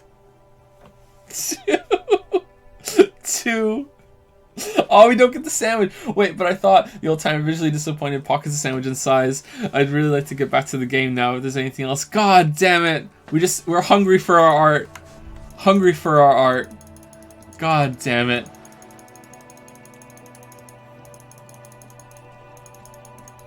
Was that worth a skill point?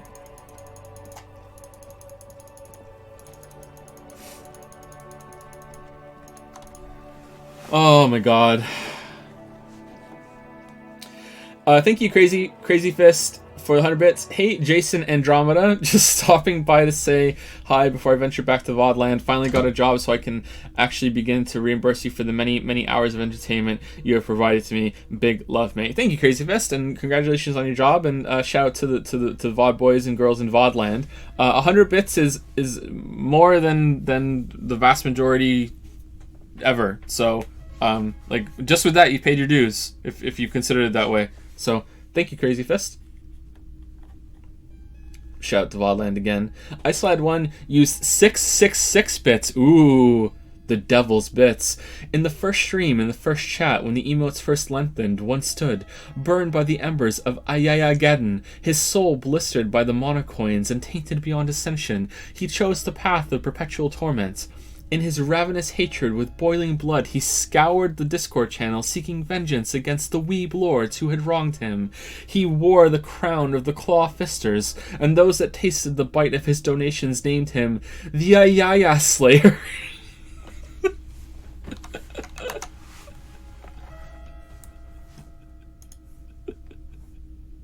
That was great.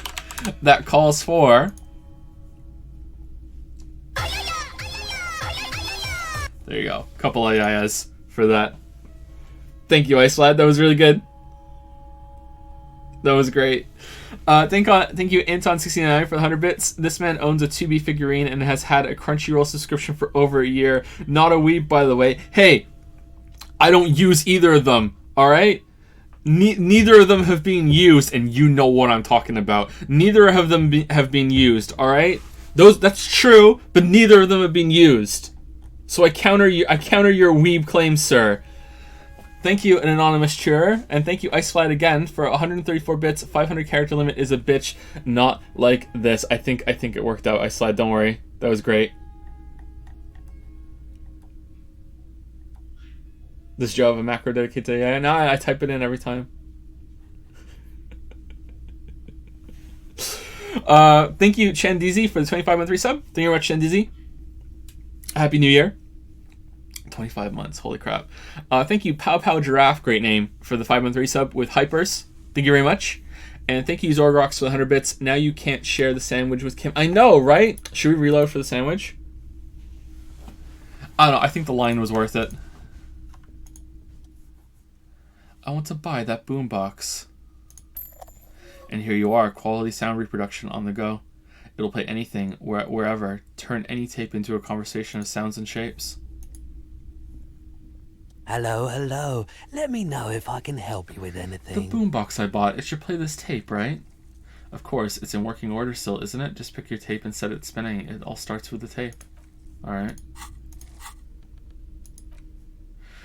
This is the reel-to-reel boombox of everyone's youth.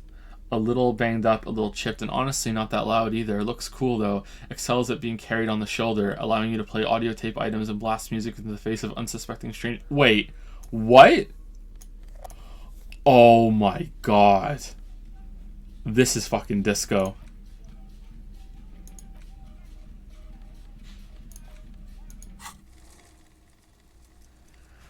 The porter reel is just what you needed. Okay, press play on tape. You press the large button marked Commencer, and the tape starts spinning. There's a small delay before the song starts playing. Press your ear against the speakers. Keep the porter reel at the harmless distance and wait. Now, press your ear against the speakers.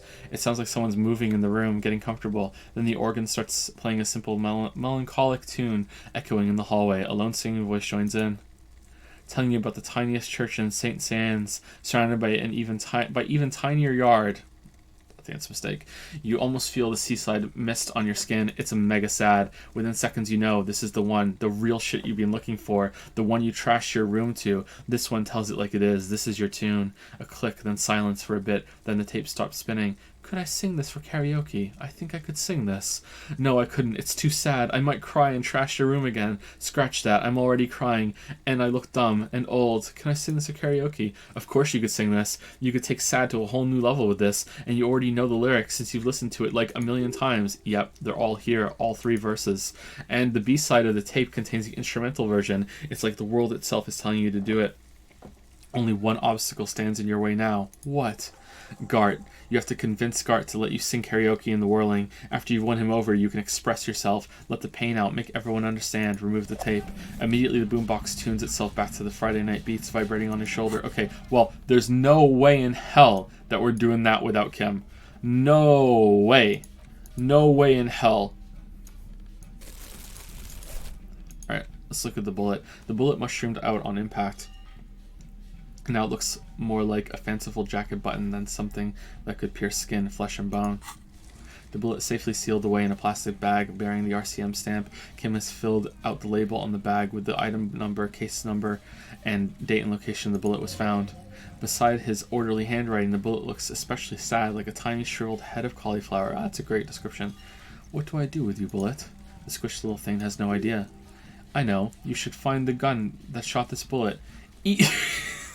Eat it? What? Kim comes back. Where's the bullet? I ate it.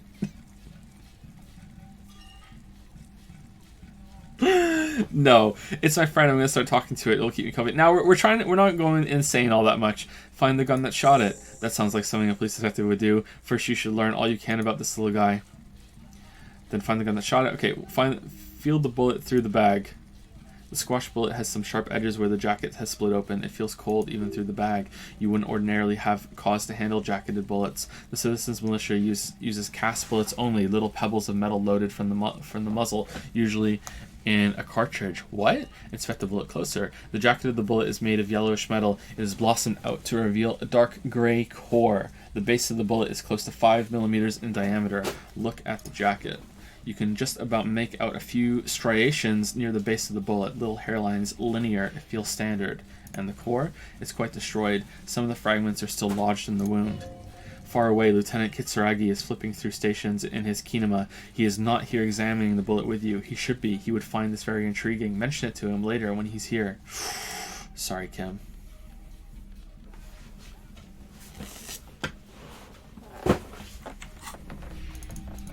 Okay, so I'm gonna be real with you guys. I kind of don't want to do much right now in the game because Kim isn't here, and I like having Best Boy with me. So, like, maybe there's some exploration we can do in the new area. I don't know.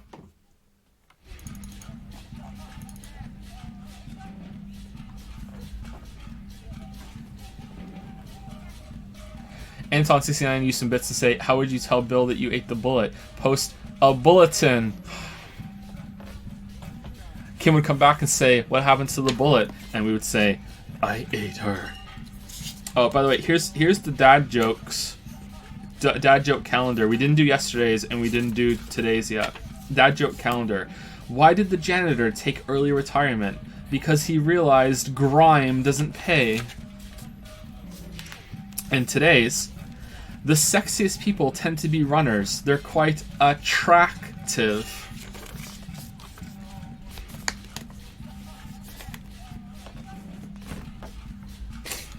Fun. Is Softlump here? Softlump, are you here?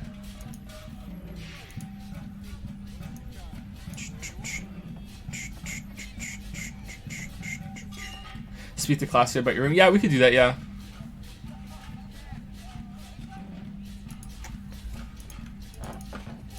Softlump isn't here. Okay, next time Softlump is here, can you guys, like, shout at me with that so I can, Wow, this is just how it is now, huh? So I can read the dad joke book reward for Softlump. Okay, we went around here before. Is there anything we need to do in the car?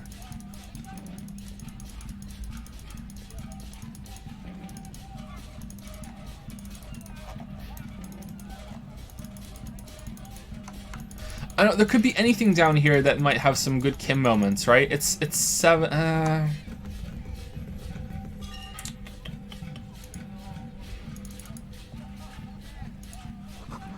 Through the broken glass, dusty shelves, and their forgotten share.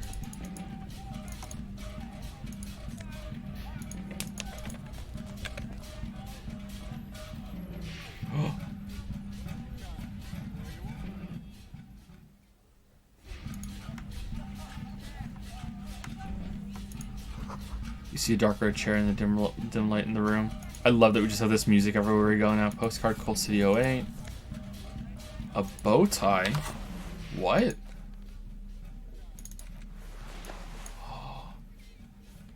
Oh, extra drama instead. 2 drama? Oh man, we're gonna be hearing Sire a lot. Cold breezes enough to make the wall planks creak. Reading books or talking to Lena about Bigfoot. So we can go talk to Joyce about our badge, right? I think someone in chat just said that too. We can go do that, and we can talk to Lena. Then we can go and talk to Klassia, and maybe then we'll read a book, and that'll get us through the day. Let's do that because I don't want to explore without Kim. Kim is the whole game to me.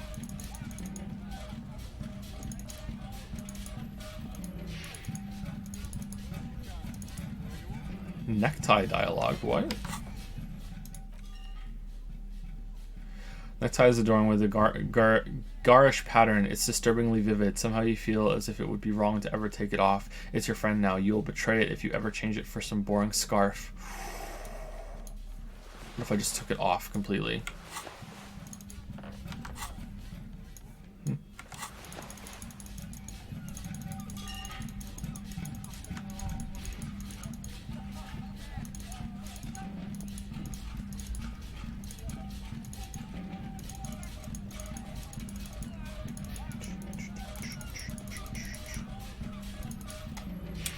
LifeBreak has recently subscribed for 2 months with a message. Hi Joe, I have nothing to say except ayaya. Ayaya. Thank you, LifeBreak. Are you saving your Monocoins? Like a good weeb? I'm sorry, the other chair's there. How's it going, Lily? Okay. Can you give a claw fist to LifeBreak? Claw fist. No, it wasn't very good. Let me do it again. Claw fist. There we Sorry. go. I had to think about it. Stress headache has resubscribed for 6 months as well. Claw fist. Yeah, it just came out of the dishwasher. Oh, So okay, I tried that's to fine. run it in cold water before, but it was still a little bit hot. I thought maybe the water was hot because the glass is hot. That's fine. Thank you. And also, thank you, Pocket Starfish, for some bits. How does Geralt stay so positive? Witcherful thinking. Did you see the news about Cyberpunk? I saw them talking about it. Got pushed back to September. Yep. Hopefully it'll be all the better for the extra time, right? Ralph loves you some bits. Why should you never take a platypus to dinner? You'll get a massive bill. Ha ha ha. How are the kids? They're okay. Is Finn still kicking ass at Yoshi's Island? No, they were on the couch earlier, and he's saying to Leo, "Leo, you jump on me!" And they were jumping on each other, and I thought, "Oh my God, where's the blood gonna come from?" But Yeah. they were okay. Oh, they're okay? Alright. That was their game for like the first part of your stream. Hey Joseph, have you played Outer Wilds? If so, what do you think of it? I haven't played it. We're going to play that sometime soon. I'm going to stream it blind with chat turned off. I might not even read donations and subs for the stream because I just want to just like soak it in. I'm really looking forward to playing Outer Wilds. Thank you for the water. You're back. Good. What can I help you with? Show her your badge. I found my badge, by the way. By love, you did. She inspects the piece of blue plastic, her eyes scanning from left to right. She hands it back to you. Pleased to meet you, Lieutenant Double Yefrieder Dubois. I am glad to see a man of high qualification. The situation is precarious. Seaweed drips from the badge in your hand. It smells of fish. What can I do? What can I help you with, Lieutenant Yefrieder? How about you share your information on the lynching now that you've seen my badge? The goalposts have moved, Lieutenant. In the absence of the badge, I have informed my employer there will be a probe. I cannot rescind that promise. She smiles apologetically. To my knowledge, the drivers are still at the roundabout. I will tell you everything I know when you finish with them. This was your plan all along. She shakes her head vigorously. My plan is to share information. The only way to do that now is by telling my employers you've kept your end, which I hope you will, because let me tell you, we are in dire waters. See, again, I forgot that she asked us to do this. So she has to do this. She's basically did the exact same thing that Everett did. It's just that she's a lot nicer and is a lot more convincing about it. So, like I don't know, like they both have different kind of like conversation techniques, I guess. There's probably a word for it that I'm not thinking of. So like right now I really like Joyce. Like I like Joyce way more than Everard, but maybe Joyce is evil and Everard isn't. I don't know. Meaning the information she has will raise the stakes in this game. 'Cause it's a game. The sooner the probe is finished, the sooner I can share crucial information with you. She takes a sip of tea. Now, is there anything I can do for you in the meanwhile? Tea, perhaps? I'll have some tea. Go with my sandwich. If I had one, I spoke with the lorryman at the roundabout. Word has traveled, yes, but nothing of real substance has surfaced yet, I gather. She smiles and explains Wild Pines has eyes on the intersection, but not ears. One of the tall buildings overlooked the roundabout. It would give them a read on the entire quarter.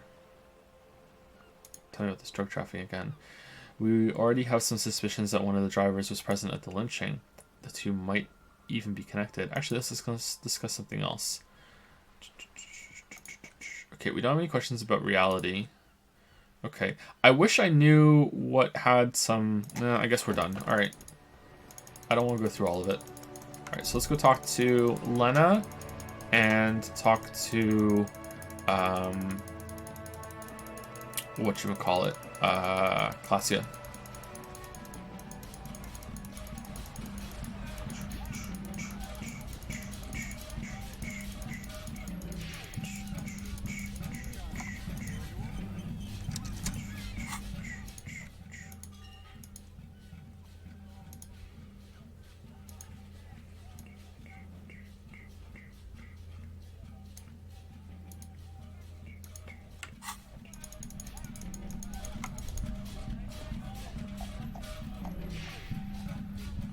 Varvareth has redeemed 20,000 coins to the Ayaya Monocoin Fund in blatant disregard to the bonus that is happening later on in the month.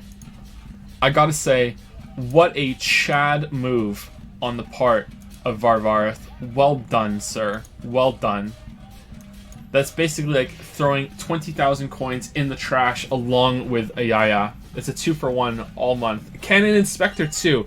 Well done. Another welcome to the Chad clan. God damn, well done. So as always, I'll redeem it at the end of the stream.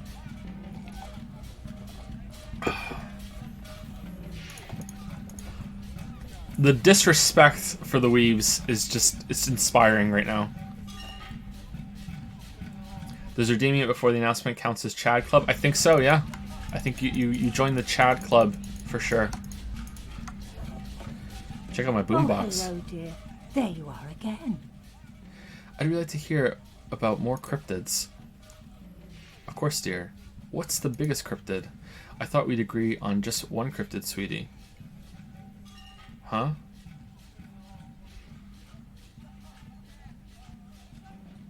But this is so much more interesting than my real job. Your work must get quite frustrating. Well, okay, just one or two more, she smiles mischievously. The biggest cryptid is, of course, the giant of Noko-Nur. It's huge. The giant lives in the most arid parts of the vast Noko-Nur desert in South Samara, casting a strange light across the barren wastes. Wait, what do you mean, odd light? A mirage, or genus luminance. She does not elaborate the nature of this luminance further. And just how big is it? No one knows for sure. It is like an awful mountain appearing from below the horizon, expanding to cover almost a third of your field of vision. Is it dangerous? The towering luminosity of Noko-Nur is a bad omen in local folklore. Some say it's a Fata Morgana, others a fate unimaginable. That's what makes it so peculiar, a species surviving at the very limits of scientific law. The giant of Noko-Nur must be the largest animal the planet can support. There are limits, you see, to how large a metabolism to how large a metabolism an ecosystem can beget. Some say a gravity anomaly below the Noko-Nur desert might allow the creature to grow to these gargantuan sizes. Gravity anomaly? Digging it. Digging this parascientific stuff right here. Yeah, me too. What's the tiniest cryptid? Cryobacter catlensis.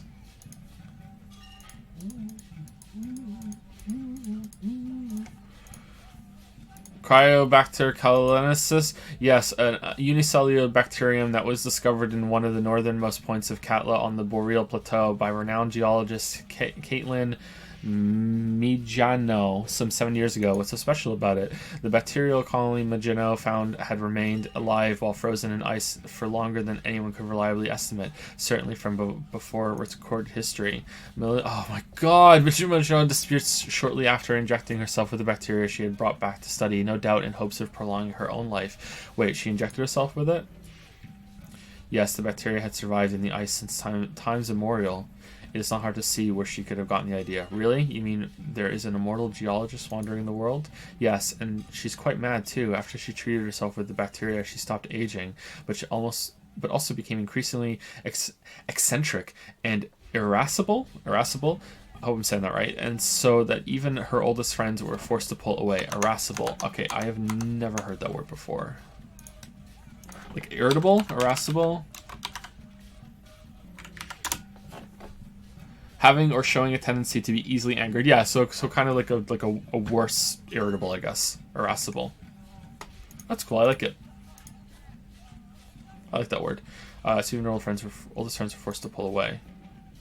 We can assume that she has been living somewhere in the wilderness for decades now, all alone except for the Cryobacter K Mario coursing through her bloodstream. Are there any invisible cryptids? What's an interesting question, and the answer is yes, there are. What's that? The Koldo Mama Dakua La La Lilelo, or thin whisper of sound, and that's precisely what it seems to be. Self-replicating sound waves, invisible and intangible. It's very afraid of us, which makes it incredibly difficult to track. Koldo Mama Daka can also be translated to a whisper light and low. A whisper light and low. Her eyes light up behind her glasses. Yes, that's another translation. They're both quite lovely, aren't they? Although the low part is a little ironic. The call do mama dakua makes or rather is such a high-pitched sound that other animals, including humans, can't hear it. It could be everywhere all the time and we wouldn't know. How can an animal be a sound? Many scientists have asked the same question. Some have claimed that it isn't itself a sound, but a tiny corpuscle that emits sound waves. But there's no evidence to support this theory. Could it be here? Look around right now. It could be, she says calmly. As I said, it could be everywhere, and we wouldn't know any better. It could be ringing all the days of our lives and nights. What evidence is there of this animal being a sound? Plenty. It's the evidence that led to its discovery. In the 1920s, a group of Areopagite ornithologists, that is, scientists who study birds, were trying out a new recording technology for capturing sounds outside the range of human hearing. When playing back recordings they had made in the foothills of the mountain range, they noticed certain anomalies, patterns that seemed random at first, but on closer examination were consistent with the waveforms of songbirds. Songbirds. The scientists soon discovered they could track and even predict what appeared to be feeding, mating, and migration patterns based on sound waves in a strictly delimited range of ultrasonic frequencies, even higher than those of the highest pitched bat calls. They realized they had discovered a new species. They called it the call do mamadakua, after the Paracarnassian name for the voice of God, which is said to be very silent. Wow. They grew quite obsessed with these little birds, even though they couldn't see them. They could distinguish among individual birds, and, she smiles, even began to name some of them. Name them? Sequester, Thyme, or Time. Josquin, she nods. Those are all but some of the Mamadakwa they followed individually. Why is the Mamadakwa so afraid of us?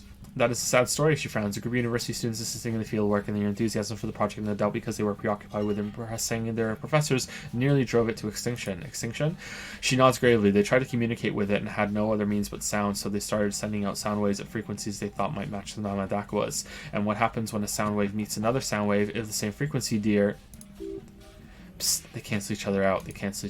Exactly. And these tests were performed so recklessly that when they happen upon the right frequency, well, they wiped out most of the population. Great regret washes over her, a wending cloth.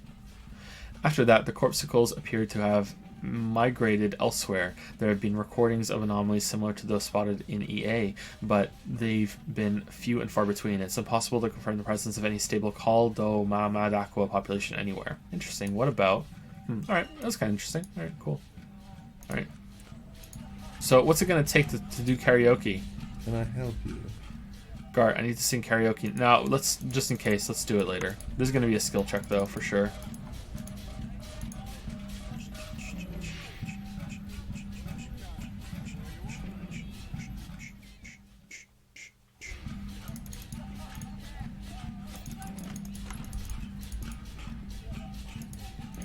Wait, can we take the drugs now that Kim is in here? Search for the peptide again. Oh, you can just take it. No. Kim wouldn't want it. Kim wouldn't want that. What would Kim do? Lobsters don't age. Let's inject ourselves with lobster so as to achieve eternal life. Yusuke and I are way ahead of you.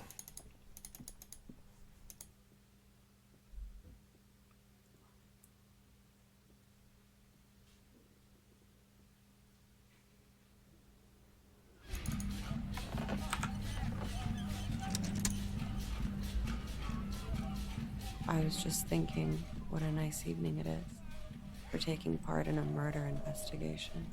Murder. All right, so we can level up Volition to try this, but Kim's not here, so we're not going to do it. Now that Kim isn't here, let's talk about Sunday night. Ah, yes, she pours herself some more coffee. The night before I saw you in the hallway and reminded you you're a police officer. The date of your re-entry into the fossil record. Yes, before I emerged, like a Paleolithic megafauna. It's one of the first things I remember doing in Elysium. Before you was only the room, the sound of the motor vehicle, steam in the bathroom, and darkness. Wow, she nods. Mythopoetically adequate stuff. Did you hear something Sunday night from my room? Move on.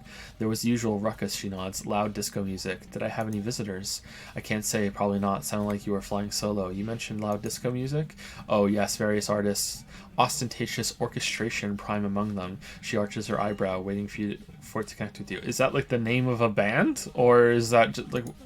Oh, that, yeah, woo. The less said about the better. Ooh, we're huge. Oh, we're huge. Where I come from, I was very young then, of course, like 7. Life gets hard, she says, half singing, but we go on. Don't ask questions. Then doesn't life get hard because we go on? Yeah, we go on, all right. It mostly just gets hard, doesn't it? Maybe we should stop going on then. Doesn't the going on cause the getting harder part? Yeah, we go on, all right. I don't know about that. Around 2 o'clock, the disco stopped, and there was a change of pace. A slow, sad song started playing, like organ music on repeat. That went on for quite a while. Some of that time you were yelling along to it. What was I saying? Was I singing this? Show her the tape of the smallest church in St. Cian's. Yes, there was a church in there, a really small church, like the smallest, saddest church in the whole world. It was about that. And also, what else? That it doesn't matter anymore, and that we are all alone now. It was difficult to tell. The song itself was very quiet and soft, but you sounded like a wounded boar, sir. It was hard to understand what you were singing on top of it. I'm sorry. Don't be. Miss Orania, disco dancer. Don't be. I was going out later anyway. It didn't bother me. Then what happened? Then you started screaming and trashed the place. Are you sure I wasn't being assaulted? No, it didn't sound like there was a fight. It sounded like someone was trashing the room. She takes a sip of her coffee and smiles. A window was smashed, the tape player probably. The song stopped, and furniture too. A real destructathon. There was screaming. Then I think you passed out. Was there anything else? There was. I think you screamed that you didn't want to be this type of animal anymore. I may have misheard, but it was sort of memorable. I went out afterwards. Everything was quiet by then. Around 4 or 5, she nods, and that was it. Thank you. No problem, sir. She feeds herself another cigarette. Alright. Oh, damn, we have 2 skill points. 2 skill points. Okay, so I'm gonna call on chat right now. Is there any of these that are worth getting? Please, if you've played the game. Are there any of these that, just a little nudge for old Joe here. Any like, yeah, that's really good, you should get it, or just wait to have a different thought later. Bow collector. 2 people say bow collector, 1 says socioeconomics. Bow collector if you like the supernatural. Bow collector plus 3 shivers. Hell on earth. Okay, let's go for it then. Let's get the bow collector.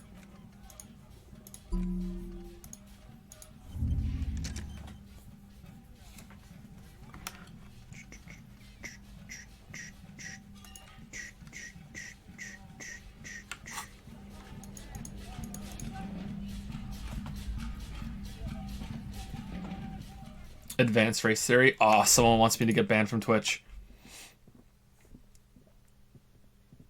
Okay, so what we're going to do now, go to our room and just read the books. What do you think about the Pale? It's interesting. I don't really understand it, though.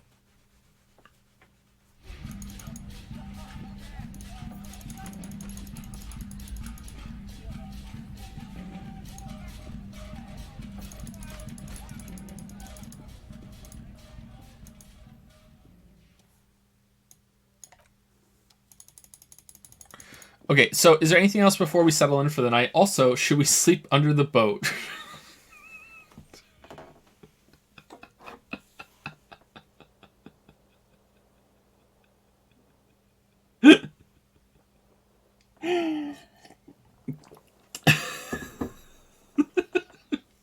You could try the check with Classy again. I could, but I want Kim to be here for that. You could also bathe in your room. Yeah, we're supposed to... Oh, we can. Oh, cool. We can just do this now. All right.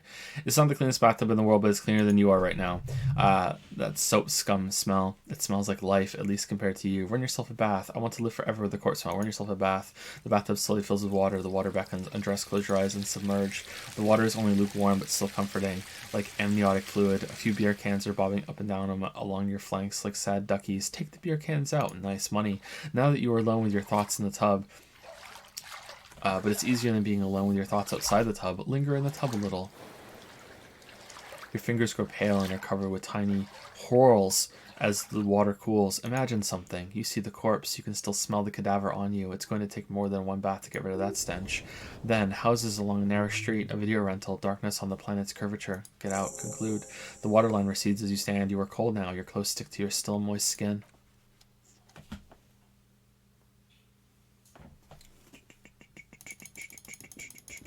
Upbraid Volition thought to clash it afterwards. I want to, but Kim's not here. Mew Draco has resubscribed for 24 months. Welcome to the 2-year club, Mew Draco. Hey, been a VOD boy for a while now because I'm working during the day, but I wanted to cash in the sub to celebrate 2 years of bad dad jokes. Thank you, Mew Draco. Thank you very much. Here's one for the road. What planet is like a circus? Saturn, because it has 3 rings. Rivers are so lazy, they never get out of their beds. What happens to nitrogen when the sun comes up? It becomes daytrogen. How do trees access the internet? They log on. They log on. Oh, Agonizing Fool also has asked for a dad joke book read aloud. Agonizing Fool, are you here?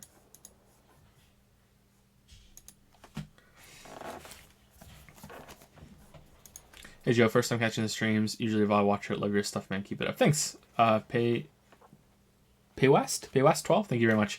Agonizing Fool is here. Okay, Softlimp is not here, right? Agonizing Fool, here's your dad joke book.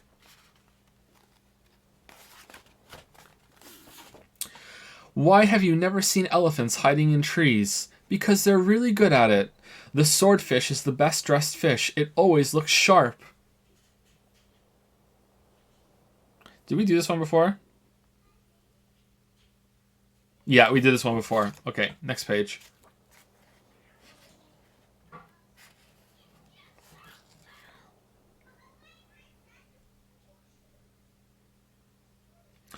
Why do dogs run in circles? Because it's hard to run in squares.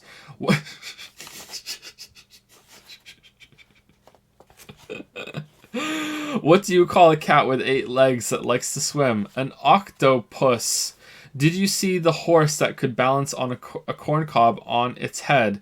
It was some unique corn.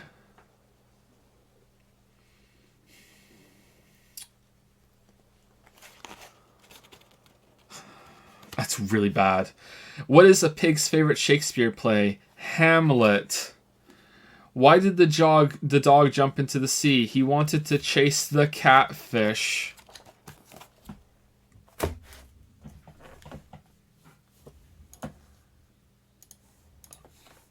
That was bad. That was bad. All right, let's read the book.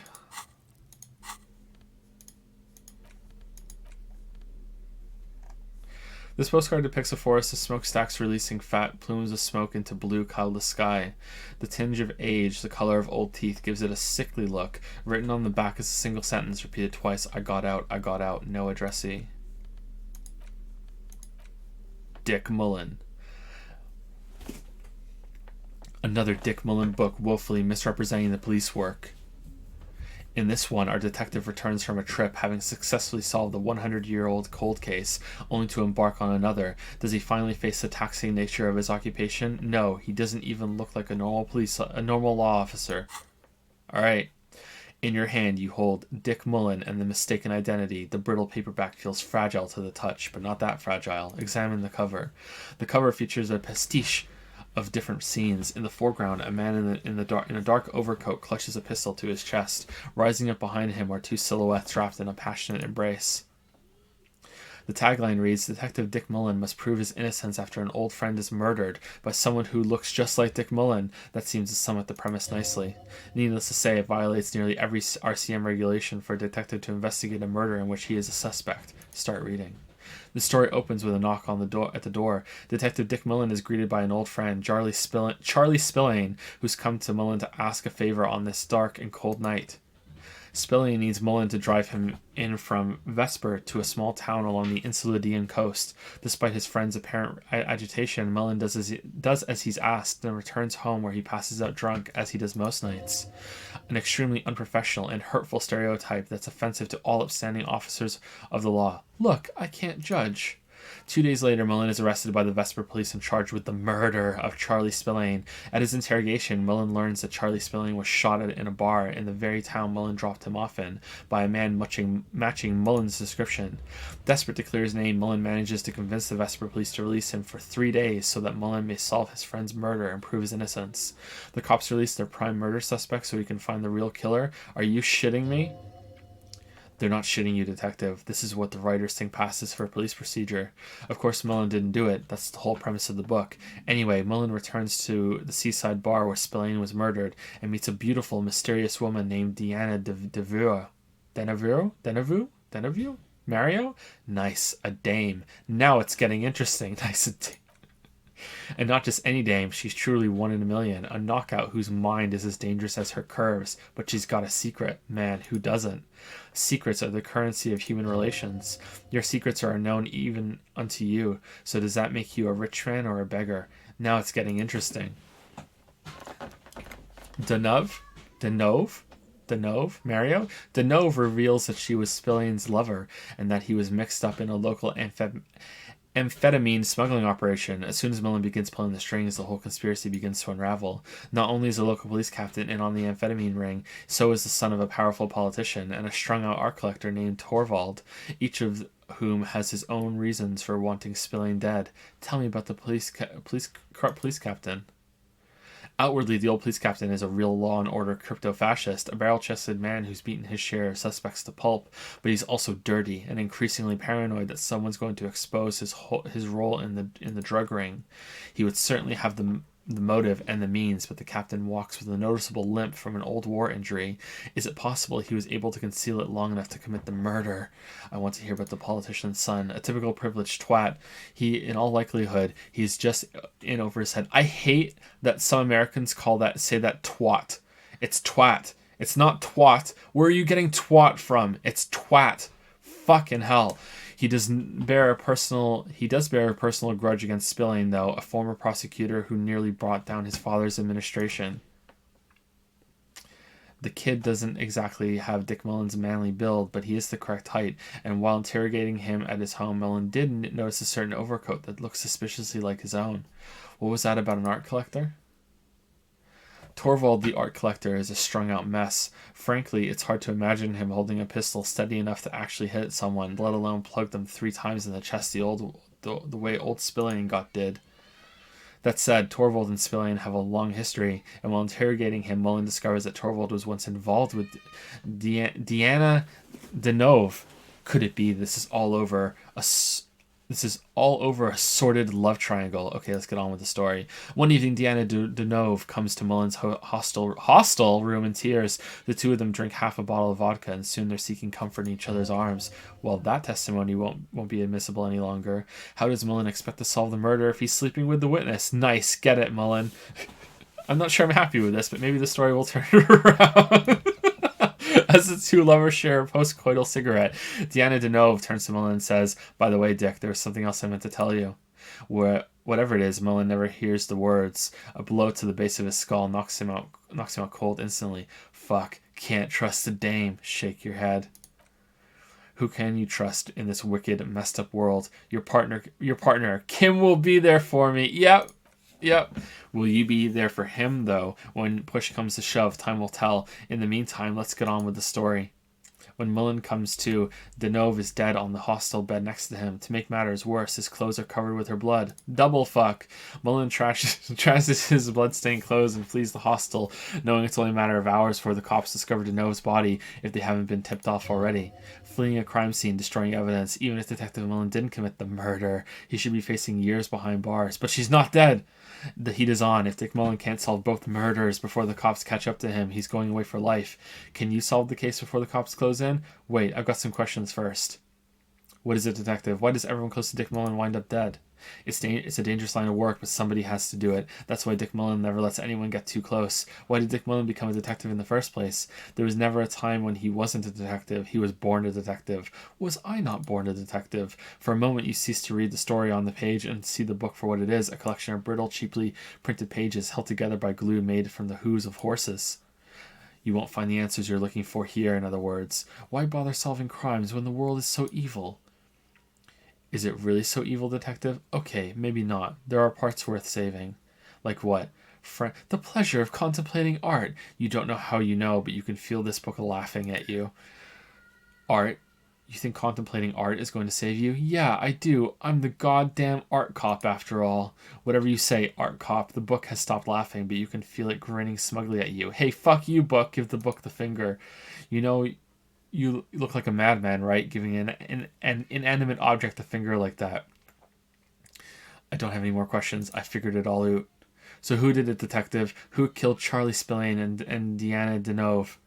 Love did them in. The dirty police captain, the junky art collector, the politician's twat son.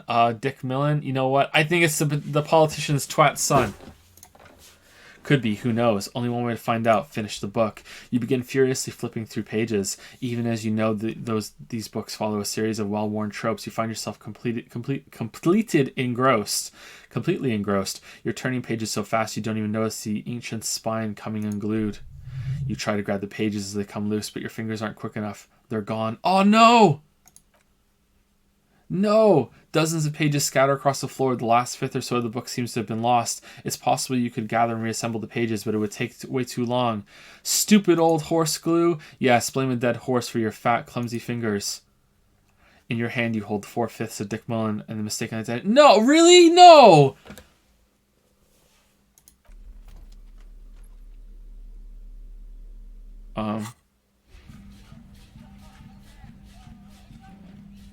I'm so upset. Who did it? Dude, pick up the pages.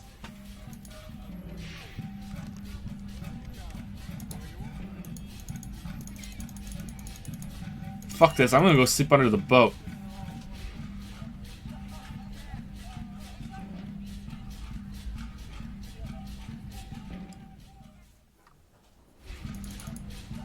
Wait, can we pick up the pages?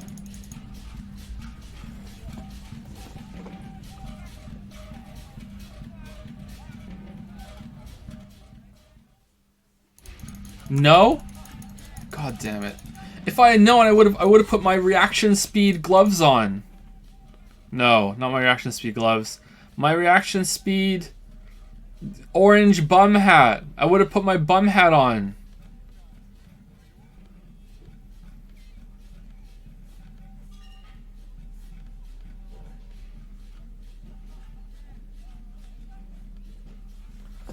God damn it.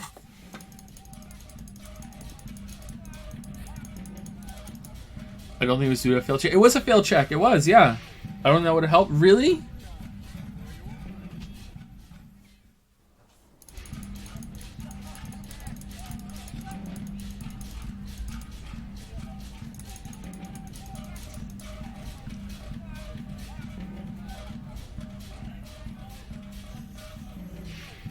Pucker Starfish is on your best to say Mario. Thank you, Pucker Starfish. Glad you know how to correctly pronounce it.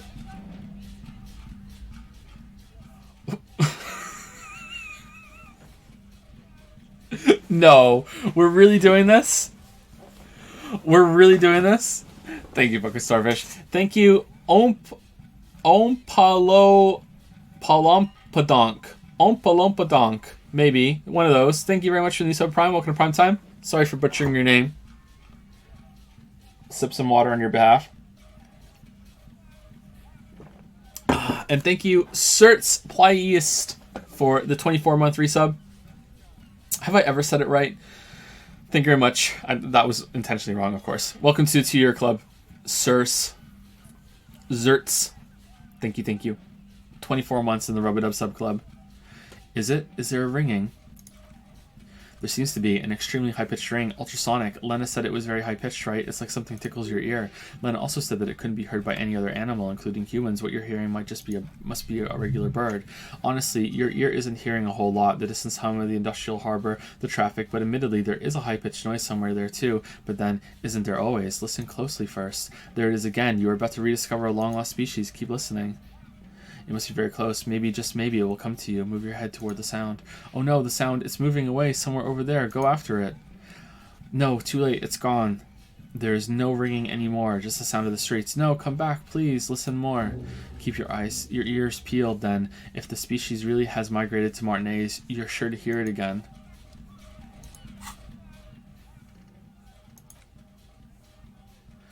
You heard it. The mysterious call do mama de Kua. You're certain that you did. Well, maybe not quite certain, but let's say you're hopeful, because it would make you very special to be the only human being who can hear this invisible, incorporeal Incorporeal bird. This animate whisper, this particle of sound, you're going to have to keep listening. Sharpen your ear.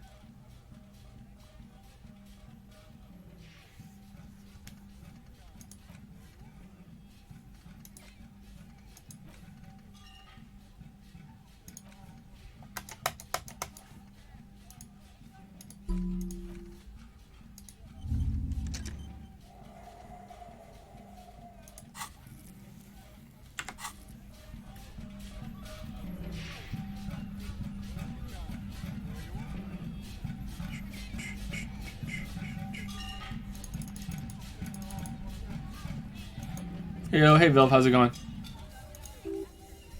Balcony guy? What balcony guy? What balcony guy? I don't see anyone on the balcony. Oh, balcony guy, 9 o'clock. But Kim's not here. Do we want to do it without Kim? I think we just want to go to sleep. We're going to waste some time, but, you know. Oh well.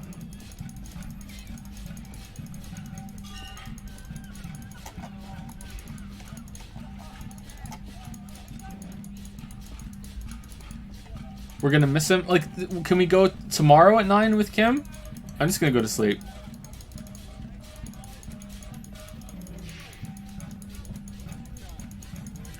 I checked the book check. It requires a roll of 20. It's literally impossible unless you have at least 9 reactions. What are you talking about? Double sixes. Double sixes. 1 in 36 chance.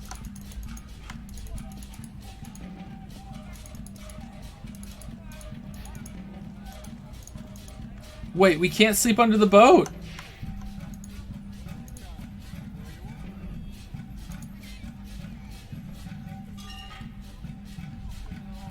Oh.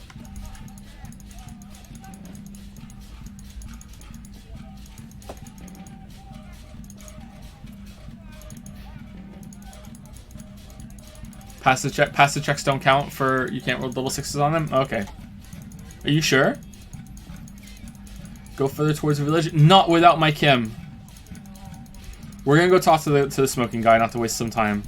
We'll do that without Kim. How are we enjoying the beatbox? You know, someone should mod in that whenever you have the beatbox on, it does a yeah.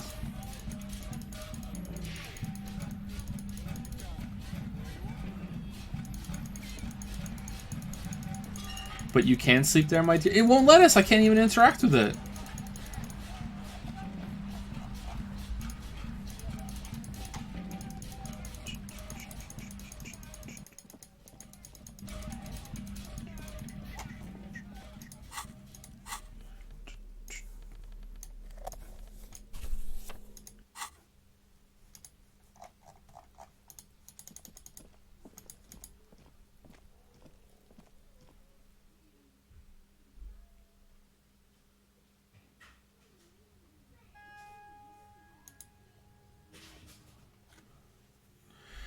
Actually, you should meet the smoking balcony guy with Kim.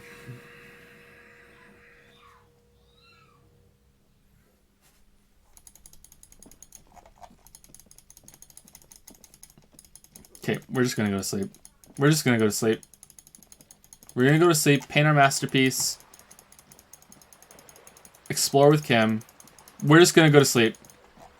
I've had enough. We're just going to sleep. It's our last 20. We need some money.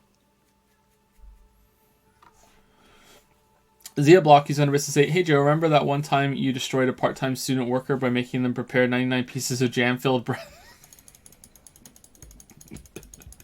I'd do it again too. I'd do it again too. Can I help you? I put my bill for tonight. Good. Got him for tonight. Alright. Goodbye. Alright, let's go sleep.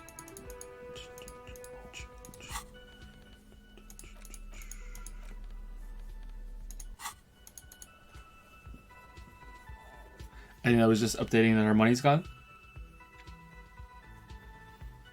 99 jam bread was unironically a great choice.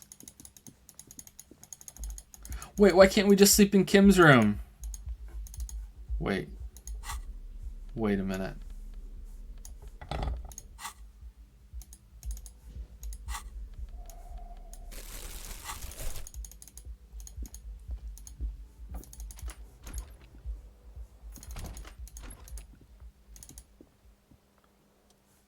Go to sleep.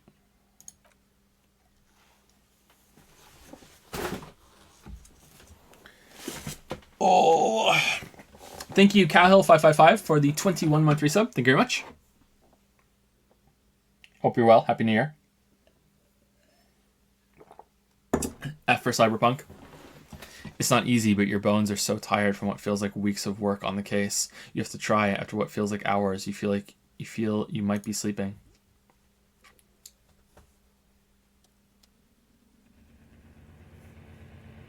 Thoughts, baby. A million little lights in the dark. You're one fine instrument, brother. All those faces and all those names. All that laughter and screaming and scheming around. Every corner and every street. Recorded in you forever on Faraday. Spinning in eternity. On and on it goes for untold hours. At the disco where you first asked her to dance. Rising, rising above the dark curvature, the great wingspan of sleep. Studded with stars. Behold, there are millions of them down there. The first time, the last time, the smoke in her mouth, the potted flowers, the faces turning, changing. The pages just out of reach, never knowing the end of the book. It's the world, Harry boy. And you're made of it. Every day you're out there, you make more of yourself from it. I'm afraid you can't be unmade now. You can never forget this shit. The colors, the voices, the rain, the snow. I don't want to. It's beautiful. The endless visions. Erase them. Beautiful.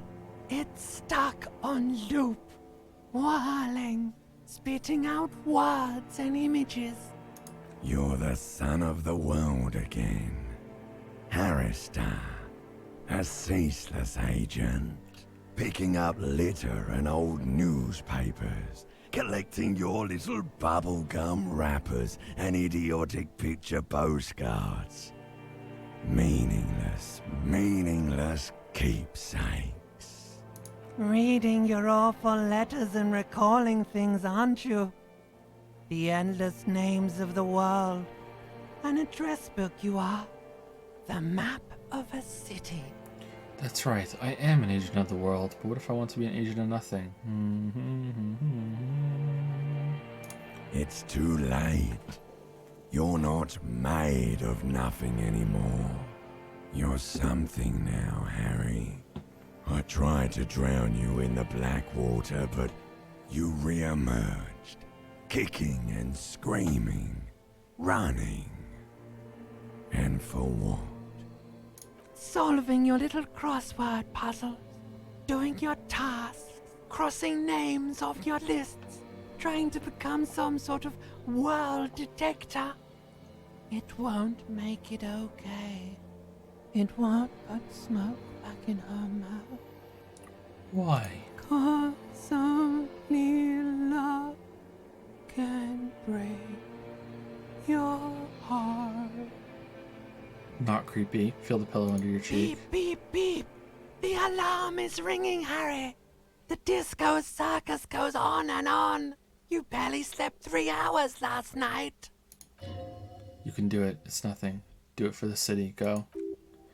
Do it for the picture puzzle. Put it all together. Solve the world one conversation at a time. Open your eyes.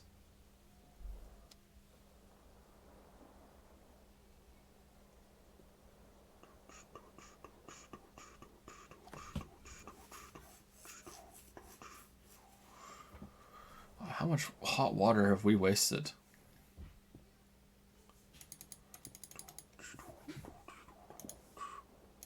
Okay, so apparently we have a vote to do.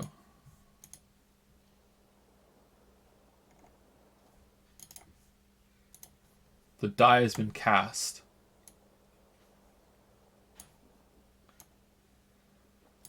Who is Joseph Anderson's best boy? Kim Kitsuragi, Yusuke Kitagawa, Pickle Nagito, Papyrus and Sands, or Kratos stock recording of Boy?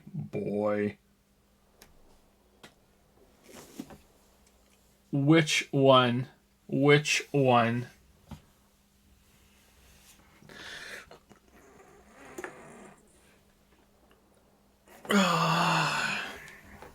I think Kim is taking it from recency bias. I agree, Asphalt.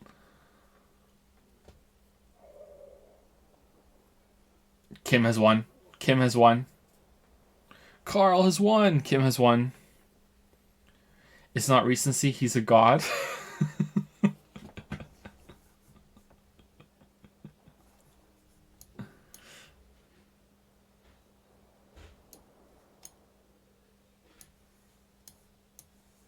There's your best boy. He's right there. Let's go see him. He's downstairs waiting for us. They're waiting for you, Freeman, in the test chamber. Isn't this door connected to Kim's room?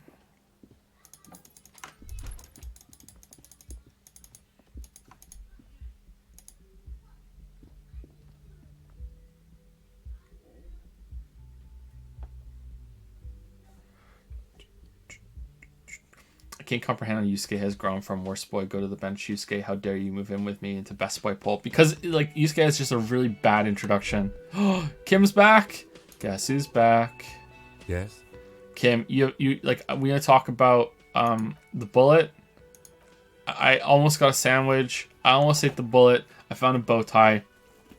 I read a book and I couldn't. I fucked up reading a book. I'll talk about you.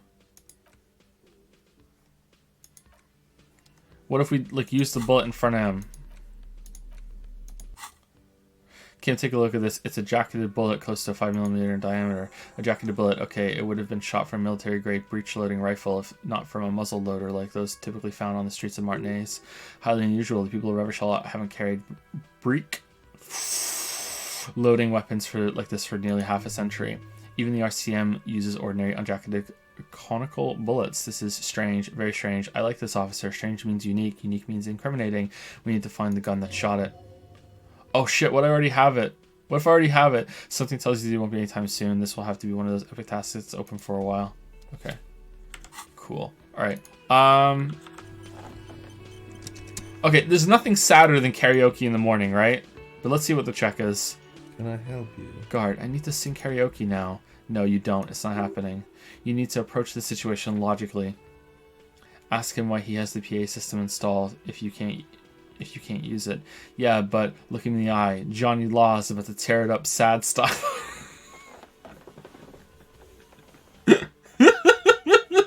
Why do you even have a PA system and no one's going to use it? As part of my quest of self-discovery, help me. This is my way of apologizing for the trouble I've caused. Please let me say I'm sorry. Number one, the whirling doesn't need more sad style. That's one of the styles it can do without right now. Why do you even have a PA system if no one's going to use it? It's for the he begins confidently but then stumbles on his own words. It's for no one. It's a prop. I'm not letting anyone use it after the great karaoke catastrophe of 44. What happened in 44? A lot of people got killed because some asshole wanted to sing karaoke. What? It's not a prop. It's for your clients. I know it's used. Okay, yes, it's for some clients, he admits reluctantly. I'm a real client. I paid my bills and I have the right to use the karaoke machine. Ha, well, he comes up with a counter argument. We don't have any tapes, they all got stolen. He's lying, but whatever, you don't really need his lamb tracks. It's alright, I have my own song with me. Give him the tape for the smallest church in St. Anne's. The man in the vest and the violet shirt stares at the tape you've just given him. He begins to frown hard. Fine, climb on the stage and do your thing. Just get out my hair. He shakes the tape at you. I'll plug it in for you. Damn this karaoke machine. I'm having it uninstalled, he mumbles to himself. Oh yeah, time to do the damage. Alright. All right, do we do it now? There's nothing sadder than karaoke at 7:30 in the morning. All right, come on. Like we come by later when the room's packed and pumping, right? Everyone's here. We do it at like 7 or 8 o'clock at night. All right. Apparently, I missed something about the bullet. Hand-eye coordination legendary. Try to determine what kind of weapon shot this. 50%. All right. Do we have any hand-eye coordination clothes we can put on? Hand-eye.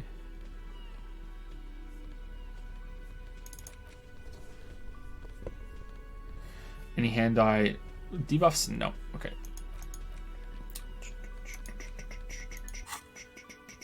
72%. Yeah. A rifle. Revolutionary period. Your bullet looks to be an old 4.46 millimeter from the surplus left over from the turn of the century. Probably an antique or a retrofitted antique. The 4.46 caliber was widely used with the Bell Margrave rifle. A Revolucolian manufacturer, the BM dominated the battlefields of the Insulidian theater of the Centennial Revolution 50 years ago. Incidentally, you have just such a rifle with you, the dusty old thing you found hidden in the basement below the commercial area. It's unusable, sadly, but if it were, the bullet would probably fit in the chamber. Is anyone still making these rifles? No, but Ziegler, a major firearm manufacturer, ended up with a surplus after the war, so there are still a lot of these old military rifles floating around, usually broken. The quality was appalling. Who uses Bell Margrave rifles these days? Antiques enthusiasts, guerrilla fighters in distant countries, a few lucky jamrock bangers. You're looking for the same thing you found in that hidden weapons cache, only in working order. That's a cool detail. Lieutenant jots something down in his notebook. What are you thinking? Bullet? I think I know where this came from. Dangle the bag thoughtfully. Okay, and the shot probably came from a Bell Margrave rifle, an antique. That makes sense. There can't be many breech-loading rifles floating around in Martinez or anyone, Revachol, really. Why not? Sure, there's some arms trafficking, but the laws prohibiting the use of breech loaders we inherited from the monarchy have been effective from what I've seen. Some new RCM recruits get impatient with their muzzle loaders once they've trained with military-grade weapons, but they realize it's worth it in the end. Prohibiting peacetime law enforcement to front-loaded rifles is a policy enforced by the Moralists International and all the nations of the Riel Belt. Worth what? Getting shot? I think we should have more powerful guns. We're the law. Makes you consider every shot. I like it. Worth what? Getting shot? Imagine if everyone, cop citizens, had access to firearms that could shoot multiple rounds without pausing to reload. After the first shot, the second, third, and so on come much easier. But back to the investigation. Seems like we're looking for an antiques enthusiast. Could be the victim of a mix of blah blah blah. Antiques enthusiast doesn't seem that likely, but we'll check out the possible leads. Okay, can we do a different one instead?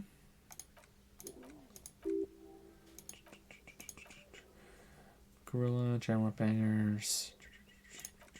Yeah, it doesn't matter. Okay, cool. Okay, so I really want to explore the new area, but we just keep getting sidetracked. Like, can we level up our volition? No, not yet. Like, can't we tell you that it was wrong? The clowns are still hanging around. See? What is it now? Do we really want to tell them this yet? I want to explore.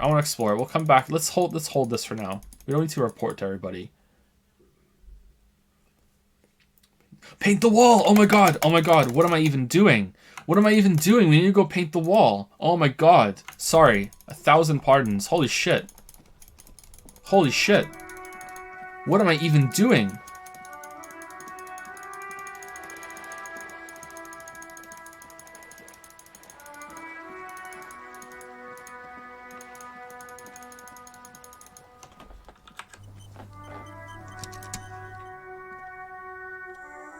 Paintbrush, check. Heavy fuel oil, check. Now the only thing left to do is paint the wall. Fuck the...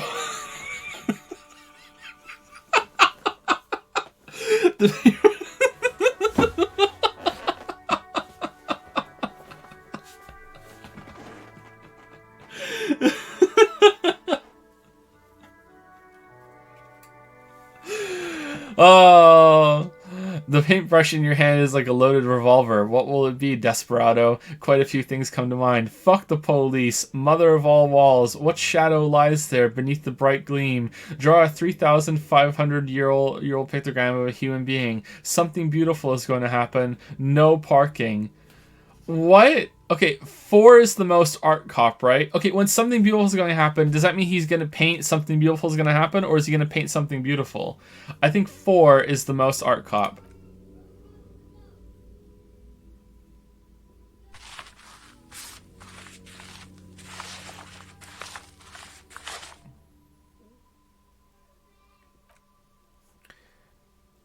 Is that Inland Empire? You've spoken. The wall will now silently repeat.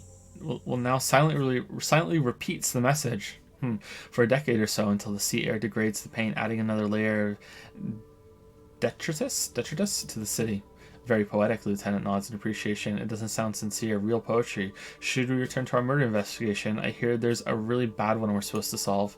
Oh man, what if we had done fuck the police? Hey, check out my art.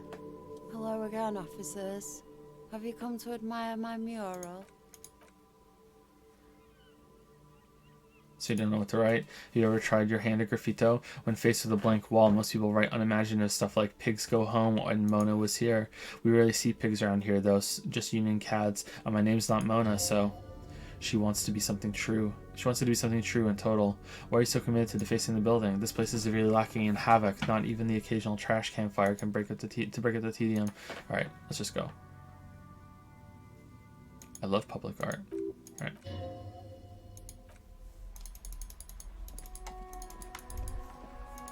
Left our mark on this world.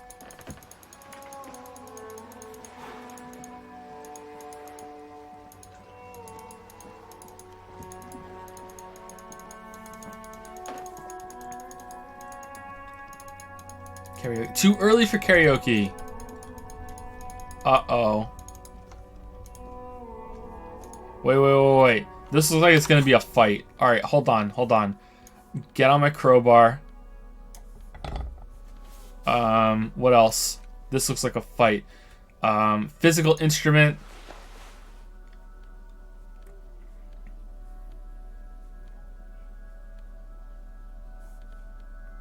Hand-eye coordination. Composure. Alright.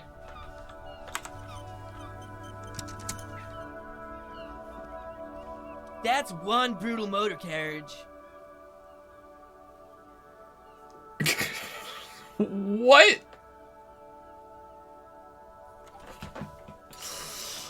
Alright. So he's from Witcher 3. He's a foglet. He's a piss foglet. That's one brutal motor carriage, says the young man with the piss foglet written on his back. If I were a real skull right now, I'd jack it, paint it in palm tree livery, then bottom light it, neon style. His companion wears a simple yet elegant slogan, "Fuck the world." Snazzy shit ripped skull mobile like this would make a fine trophy. We could, hang fucking shrunken heads from the side mirrors. Cops' heads, scary tribal shit. Yeah, tribal shit. A cop carriage like this would have proper skull value. While I appreciate the interest you take in my brutal motor carriage, I have to stop you right there. The RCM takes threats directed at its property seriously. It's just theoretical work, Copper. No basis in reality. Man, if we were certified skulls right now... Skulls. Now, there's a strong organizational title. Who are you? I can tell you who we're not, cop. We're not snitches or skulls. He said foglets. Foglets. Which is not to say that the skulls are bitches and... On the contrary. The part of the presentation you want to take Foglet, gotta be. Cop man, is we're not part of the skulls. Yet. Okay then. Let's indulge in some intellectual exchange. These young men seem eager to share their beliefs. Who are the skulls? Do you know anything about the murder that took place here? Do you guys know Cindy the Skull? What's with the jackets? Who are the skulls? You don't know? What kind of cop are you? It's not a question. Don't get into it. I'm so glad you asked. The question is rhetorical, he replies, raising his open hand. The skulls are the most vicious gang of the Besmertine,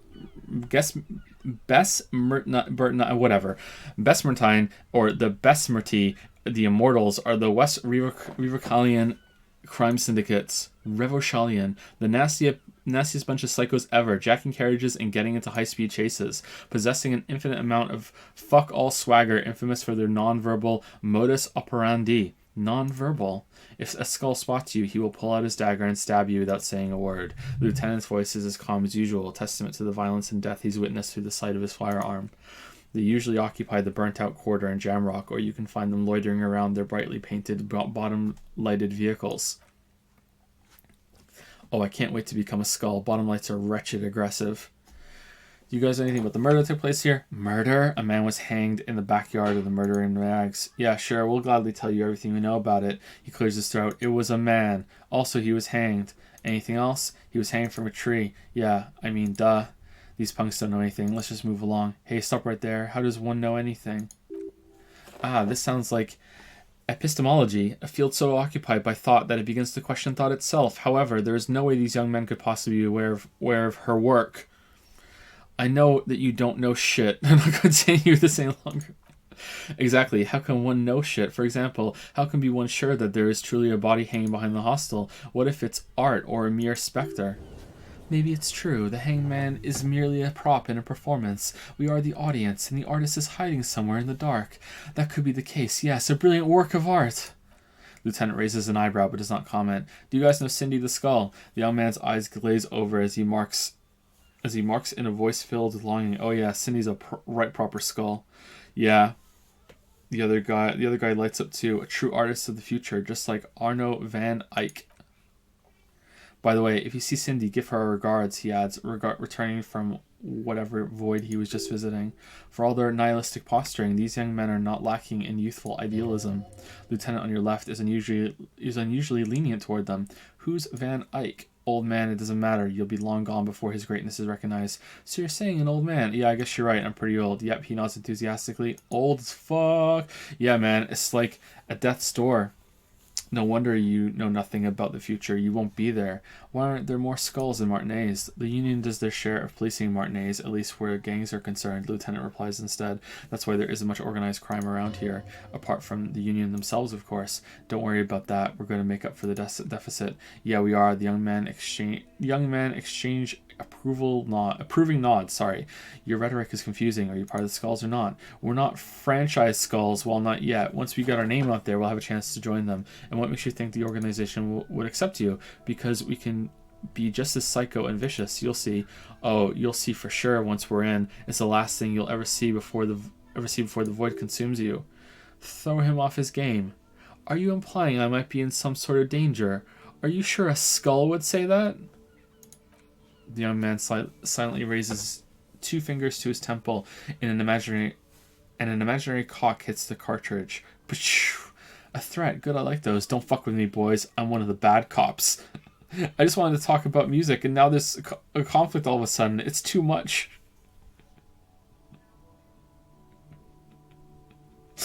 Don't fuck with me. Whoa, come on, man. He raises open palms. We're just talking here. Just words. Nothing wrong with that. Yeah, no need to throw your authority in our faces. You want to talk? Let's talk, boys. His eyes meet yours. Ask them. He liked how you decisively shut down a situation that could have turned into a farce. Enough about the scullery, then. Conclude.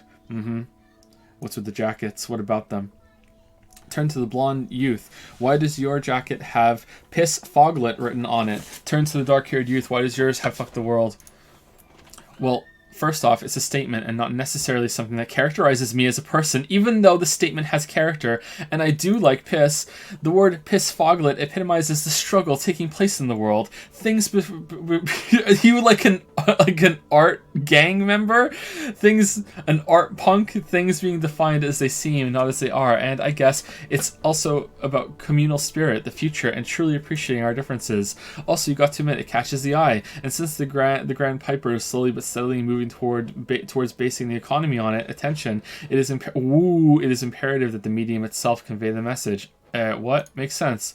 What I mean by this is we are all piss foglets, and the world is inherently meaningless. It seems that the young man has a certain expertise in at least one field, even if it's rather narrow. Okay, alright, this conversation did not go how I thought it was going to. Like I said before, many men keep searching for the one, for so-called true love, which is actually just obsession masquerading as kinship. The thrill of the chase, the hollowness that fills your chest cavity after catching it. I'm wondering if the poetics come with a jacket, or are they derived from something else entirely. To catch a fish, you need to hurl the lure many times, and even then it isn't certain that you'll get anything. If you blow up the lake, though, blow it up. You get more fish in a shorter time, and for time is of the essence and fleeting ever so quickly, one must think of a way to fuck the whole world and not get caught up in fucking someone. Because when one fucks everything, he fucks nothing, and that, to me, feels glorious, sticking your dick into the void. Hate to admit it, but in a weird way, he's got a point. Is it a coincidence that here we have 2 badass jackets and 2 badass cops? Hey,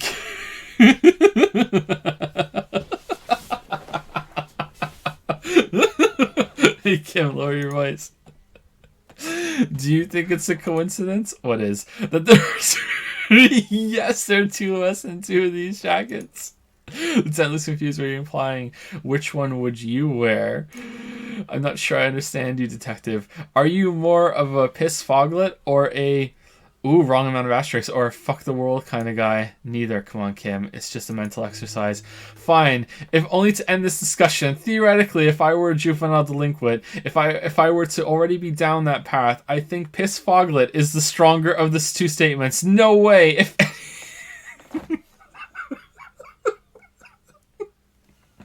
If that works. I feel more like a fuck the world kind of guy. Seems about right, Lieutenant Marks, especially considering your heroic exit attempts. That's an origin story for a dynamic duo right there. So are we done here? Can we get the jackets? 42%.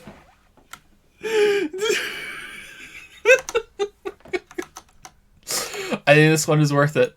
I think this is one is worth it. Hold on. Do we have any Half-Life? Hold on. Half-Light?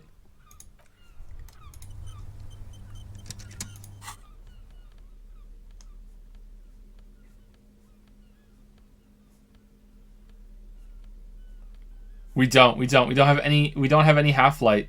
This is it. I want to know this so bad. I want to know, will Kim actually wear it? Oh my god. We can't level it up either. We can't level up either. I'm really tempted to save Scum. I'm really tempted to save Scum right now. That ride is fucking lightning. Hey! Look who it is. Shrunken cop head material.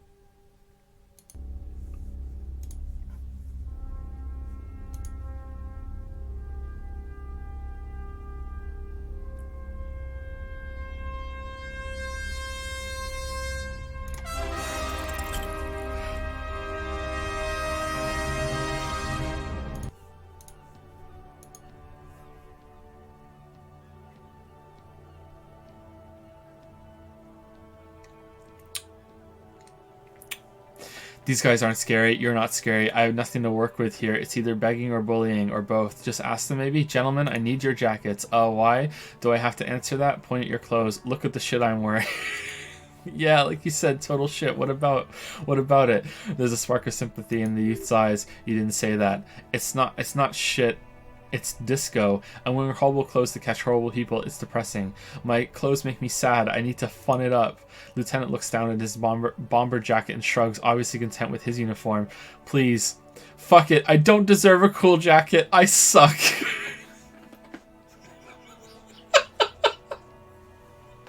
Please. Oh, what the... Fine. Damn it, takes his jacket off your ticket then. I can't handle this sad shit. It's true, you simply can't. It's called empathy. Wow, I did not see that coming. You better wear that jacket with pride. Fuck that. You're not getting mine. The other one snaps at you. My dad's a lawyer in La Delta. He'll have your badge. No, he won't. The lieutenant is lightly amused by the situation.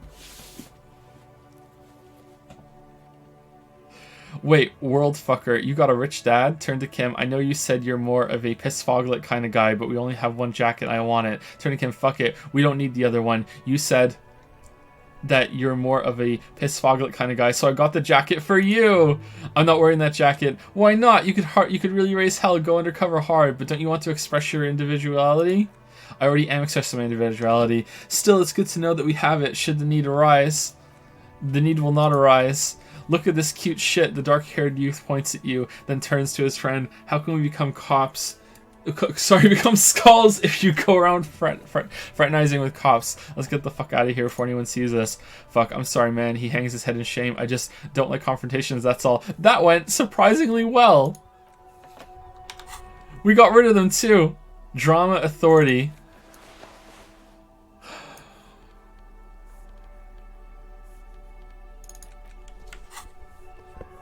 That went surprisingly well.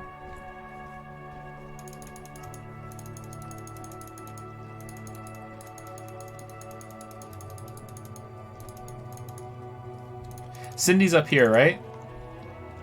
Let's go see Cindy while wearing this. You finally made it, haven't you? People point fingers at you and whisper to each other when you pass by, wondering to themselves, where did that man get such a cool jacket? Even upon graduating the École Normale Supérieure de Badasserie. Is he dangerous? Damn right I'm dangerous. You are very dangerous, my friend. Dangerous and cool. In fact, no one dares say a single thing about the jacket, but believe me, they are all very impressed.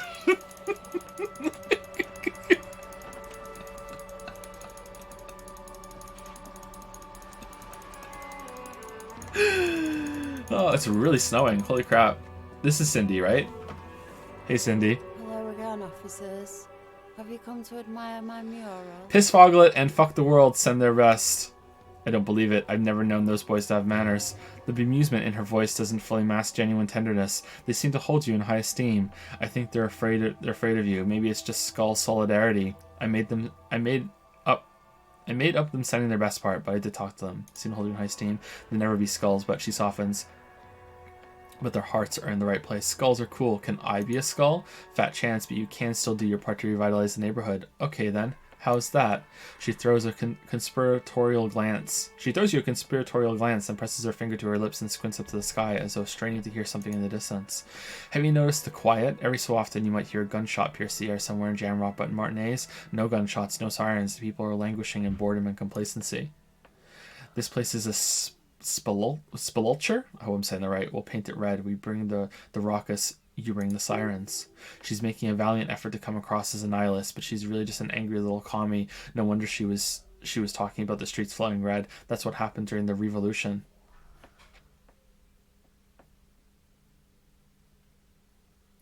So tell me, what's it like being a skull and a communist? She sighs. You got me, pig shit. I don't make for a very good skull. I like animals too much. Simians and pigs.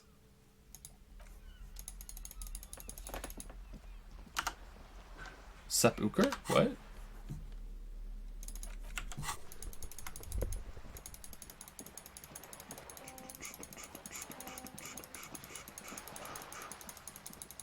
I'm 20 minutes behind on saying thank you, so thank you too.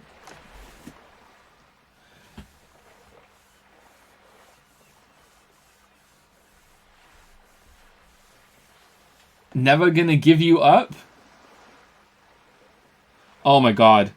Okay, I'm not saying it the way it's typed out, because I'm gonna say it. Yeah, no, I'm not saying that the way it's typed out. Let's just go with never gonna give you up.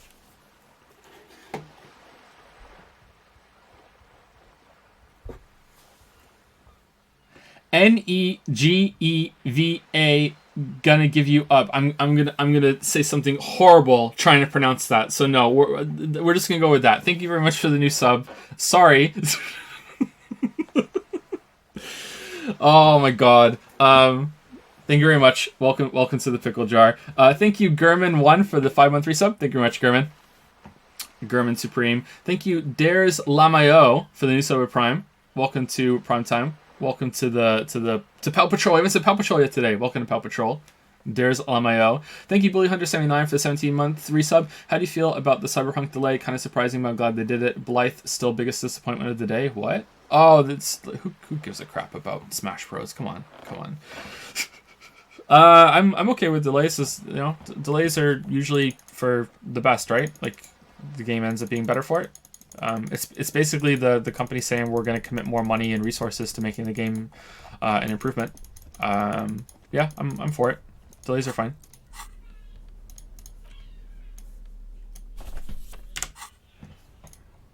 Could you wear the jeans briefly? Sure.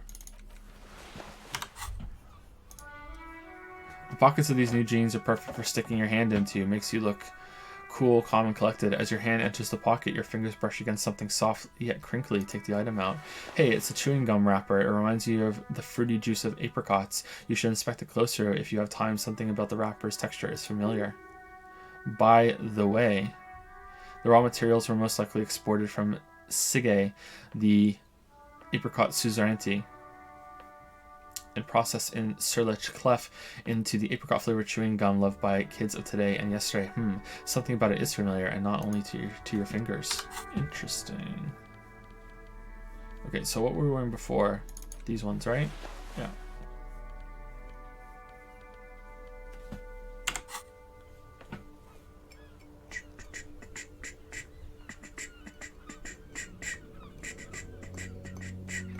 I wonder why they did the delay, though. I wonder, because the release date seemed to be like announced with quite the plump and flourish. You know what I mean? Like, it's like, okay, this is when it's coming out, and here we go. You know, and it's like, So I'm curious what they think is lacking. Thank you, Juloritz, I think so. Juloritz, maybe, for the 2-month resub. I have no idea what this game is, but it was a game about, but you seem to be having a blast. I'll watch it after I finish the Danganronpa 2 VODs. Yeah, I'm really enjoying this. This is a really fun time. I'm enjoying it. I think I'm enjoying it more because of the stream, though. I still think I would enjoy it on my own. But maybe I would enjoy it in a different way. I'm not sure. Yeah. It's a lot of fun. I hope the playthrough's fun to watch back, like when you're VODing it on YouTube or on Twitch. Thank you, Zorgox, 100 bits. How many days has the water lock been fixed? I think this is the second day it's been fixed. It was fixed on day 3, and we still haven't explored it. We're gonna go and look around right now, though. I'll go a little over to explore it because it's been teased too much. Thank you, Aman7S17 for the 3-month resub. Can we have a Joe watches some anime Monocoin Goal 2? JPH Pickle, JPH Ayaya. I tell you what, if you guys get the Ayaya fund done, then we'll add that one. Sure. Does this game have a limited amount of days, or does it end when you finish the main story? I have no idea.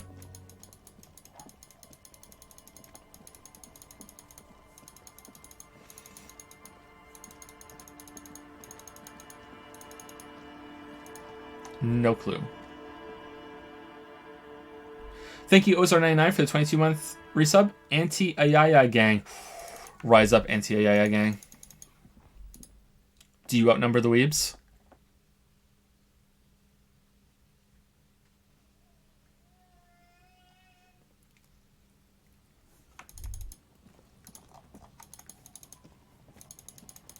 There are dozens of you.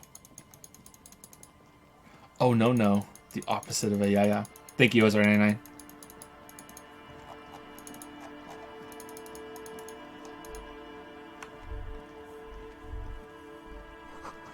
Bushes are too thick and thorny to pass through. Cinder blocks charred. A makeshift fire pit with magazines for lighting.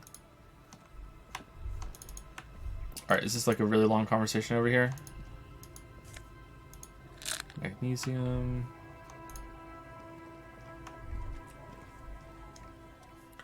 The worn and beaten wooden planks of the bench don't look overly comforting. The lieutenant looks down the street. We can sit on benches after we solve the murder. Let's go.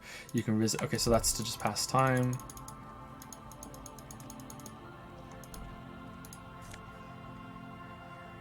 +1 to Kingdom of Conscience.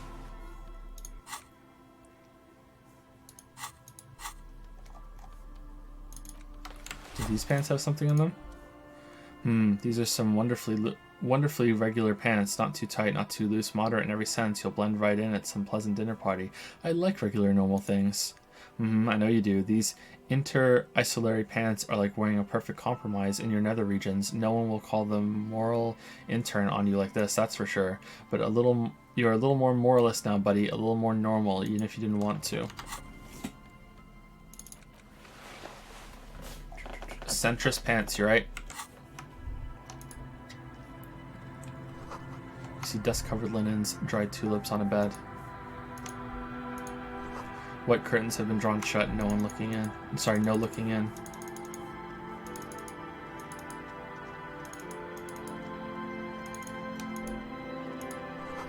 wedding stone, well worn and covered in rust.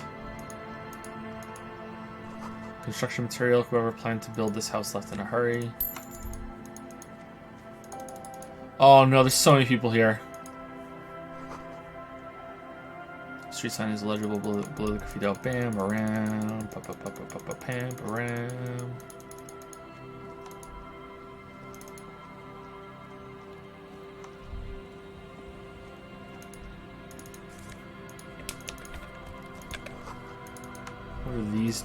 What are these doing in the fish? What?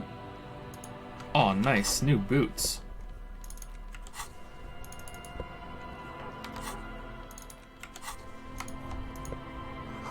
This boat is floating freely in the water, unmoored. Unmoored. The ladder leads to a school of fish swimming in the kelp. The plants creak beneath your weight.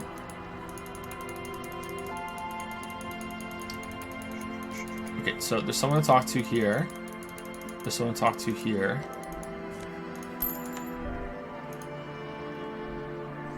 It's Loctite. Nope, okay.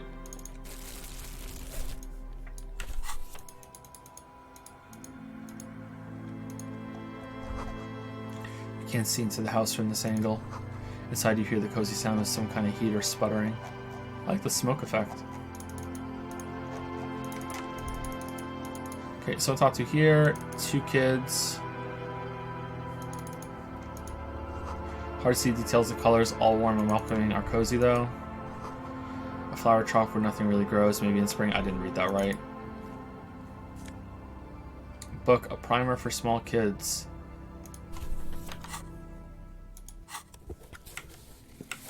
Whoops. Textbook for the first grade in primary school. On the cover, a humanoid bear is pushing a wheelbarrow full of letters. He's not doing a good job. The letter S is dangerously tangling from the cart, while E fell off a long time ago. Children should pay more attention. Interesting. Okay. Can we go in?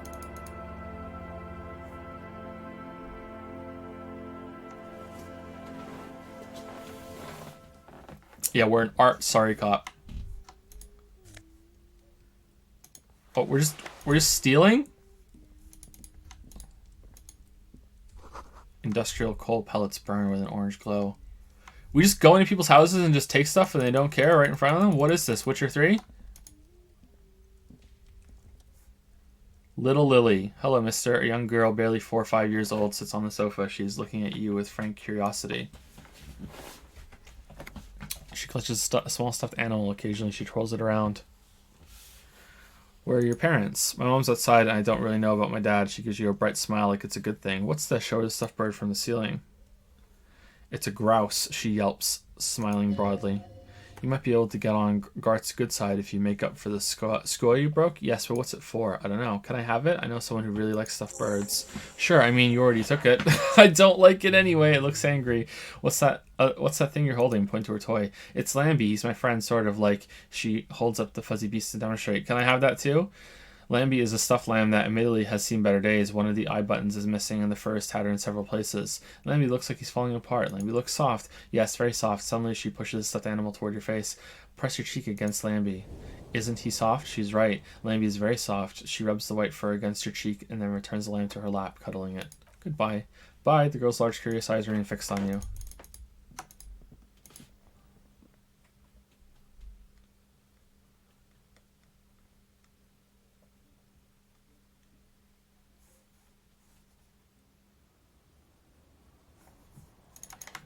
Okay, so glass tar.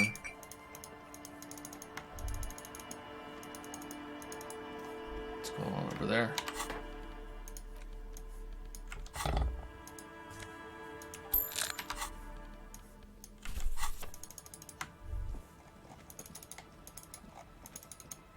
Okay, so some more people to talk to, maybe?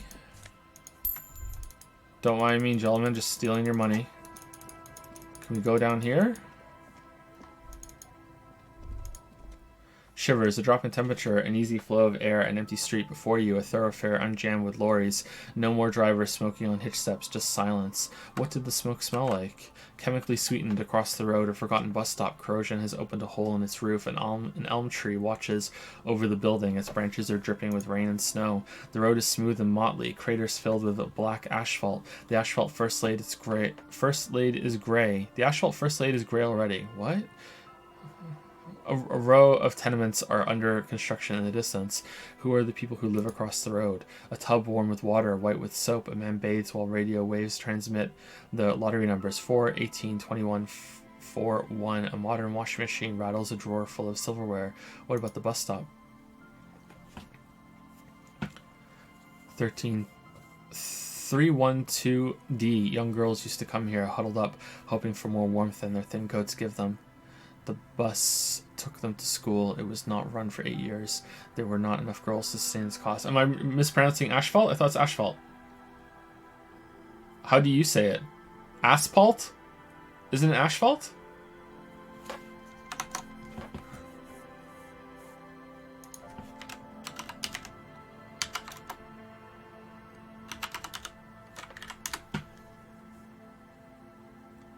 Asphalt. Asphalt. Asphalt.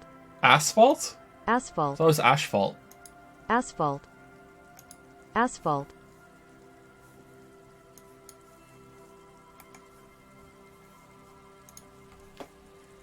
What about the road? Craters pocked the surface. Children played in them until heavy trucks full of black pitch rolled in. The landowners have filled the craters with money. It is a vital artery of flow of trade.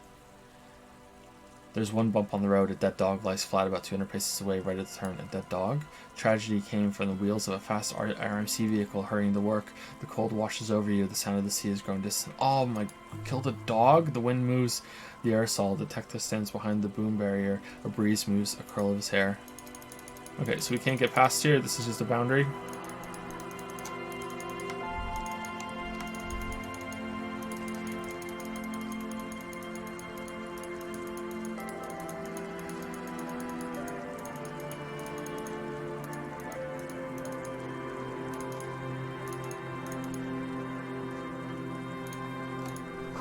The water runs from the west, the source is upstream, a broken pipe. The beams are splintered, the bridge didn't collapse on its own, artillery broke it. Moon's haunted. The rear tire of a motor carriage adorns these reeds. That's a Noland Vink Sink, an unsuccessful model. Rusty in letters read Mazut.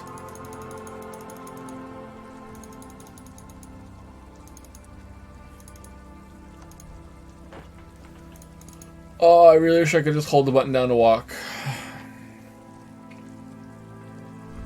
Looking back at you from the rust-colored water. You. After everything, it's still you. Wait, take a longer look at yourself and how you're reflected in that slick chemical rainbow. What do you see? Metaphor. It's always metaphor. Some kind of metaphor for me? This is more important than you. That's the blood of industry you see before you, the runoff from Coal City further down the coast. The engines of fortune once roared here, great wealth poured into Revachol, the delta, as its smoke wastes sickness life. The engine stopped, the West Revacholian industrial base was dismantled after the war. Now extinguished coke furnaces dot the landscape, a landscape despoiled by industry. I don't see the problem. Revachol moved on to a service industry. Get with the times, yo. West Revacholian industrial base? That's so me. There was a serious dereliction of duty in this cleanup. Perhaps you could dedicate your life to cleaning it up, but you're a cop. You must concern yourself with different messes. Even so, it's pretty to think. Okay, so let's continue getting the feel of this area around here, and then we will stop because we're over time.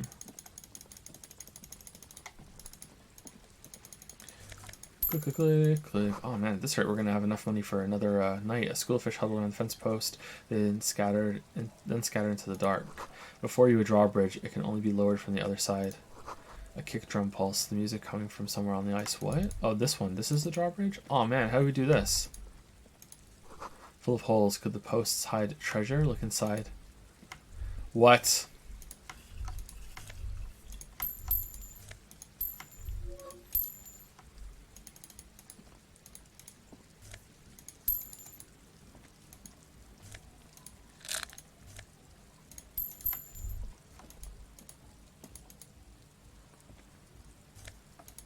Wow. We're just stealing.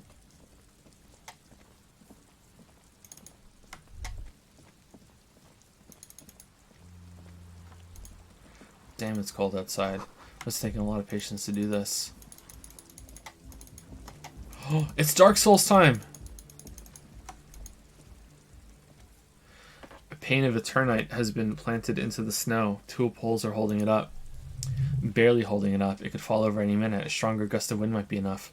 What is this? It looks like a makeshift bridge. He adjusts his collar against a cool breeze. Could be convenient. Push the Eternite over. The pane falls into the icy snow with a soft thunk. Shortcut get! You should ask that girl on the ice what's going on here. He gestures toward the young woman next to the tent.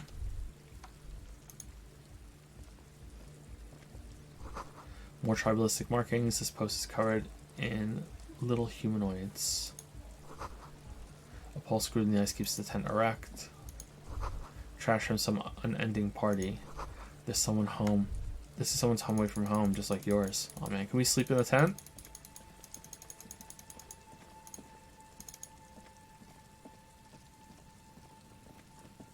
Okay, so this is a church.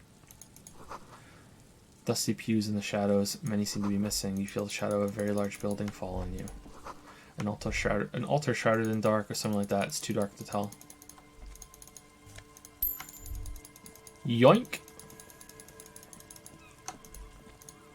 Sign reads St. Brune 1147.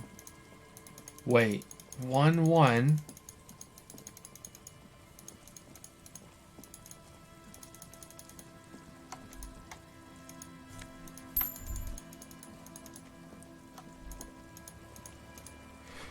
These rusty gears used to turn the whole machine. We're not even halfway done, are we? We're not even halfway done.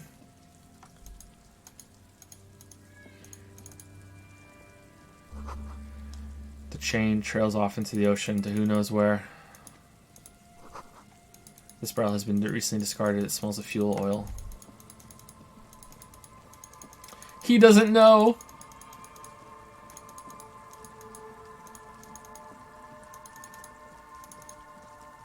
Look like teeth. Tiny inlets there off in the far distance where the posts trail toward. Shivers. Physical. Oh my god! Alright, it said something about being replaced for a scarf, right?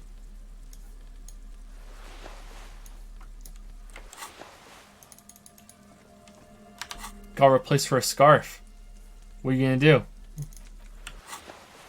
Apparently nothing. The ladder's too risky to climb. The sea air has eaten away at it. This relay tower coordinates boat traffic in the bay barely. A rusted broken control box for the radio relay tower. Someone's made a campfire here a long time ago. Cigarette butts cleaned away under a rock. Brand Tior Morotiri. You make a mental note. Tior Morotiri seems important somehow. Really? Does it? Really? Okay. Okay, I think we're gonna stop it here, and we can move our way, work our way back down when we come back. So that's gonna be it for me. Thank you to Hakon Aria, sorry, for the 213 sub. Who boy, Disco Elysium is getting better and better. Continue looking cool, Joker. Thanks. Knocked them right off their feet. Nice, Joker. Parallax Gamer used 200 bits to say, I feel like it would be pretty cool to half the Ayaya fun, but let people add to it and watch a battle between good and evil unfold for the fate of Ayaya. Here's the thing, even if it is cut in half, it's too much. There's too many monocoins. The cost is too strong. They're diluting themselves. It won't happen. Plus, if we ever get to halfway, I can just do that anyway. As an extra tension. Add to the drama. I won't do that. Not at halfway at least. Thank you, Vilv, or some say Vile, for the 400 bits. Have a pleasant day, folks. Cheer, cheer, cheer. Thanks, Vilv. Right back at you. Happy New Year. And sad Reddit day for Cyberpunk. Thank you, Samuel Aguiar, for the 100 bits.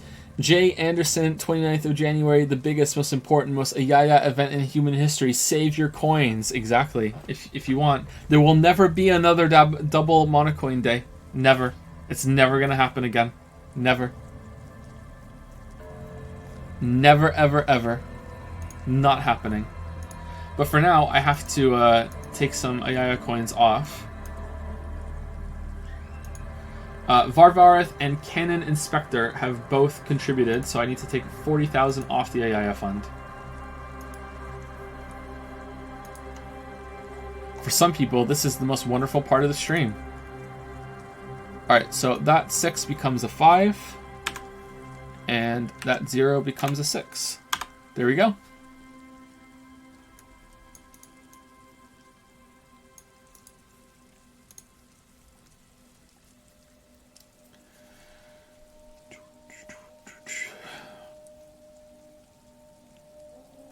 Can you raid someone at the end of the stream? We get more coins? Nope.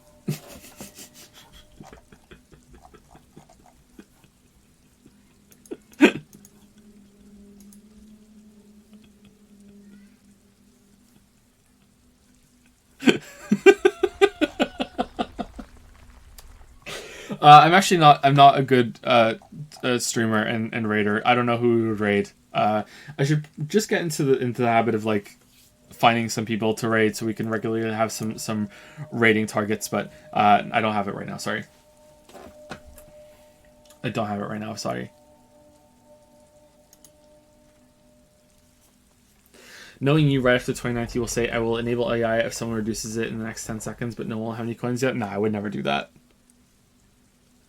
I would never do that.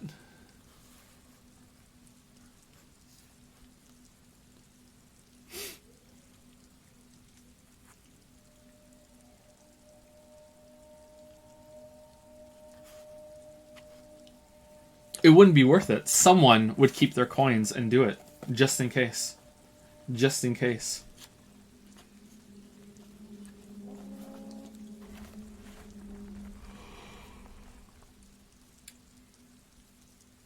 Oh, I like the sound of rain. It's very soothing. Okay, is that it? Anything else? Yeah, so Q&A on Saturday, we hope. It didn't happen last week because of the kids, but hopefully this week we can do it. And I think that's it. So I'll see you on Tuesday. It is Thursday, right? It is Thursday right now? Yep, it's Thursday. So I will see you on Tuesday, and we will continue Disco Elysium. I think we have easily another 2 weeks left of this, maybe a little bit more. We'll see. If Ayaya is enabled, will you make it fun to disable it? Yeah, and it'll only be like 50,000 coins just to disable it. No, I wouldn't do that. If it gets enabled, it stays enabled. Unless it breaks Twitch TOS for whatever reason or whatever. Alright, I'll see you guys later. Have a good one.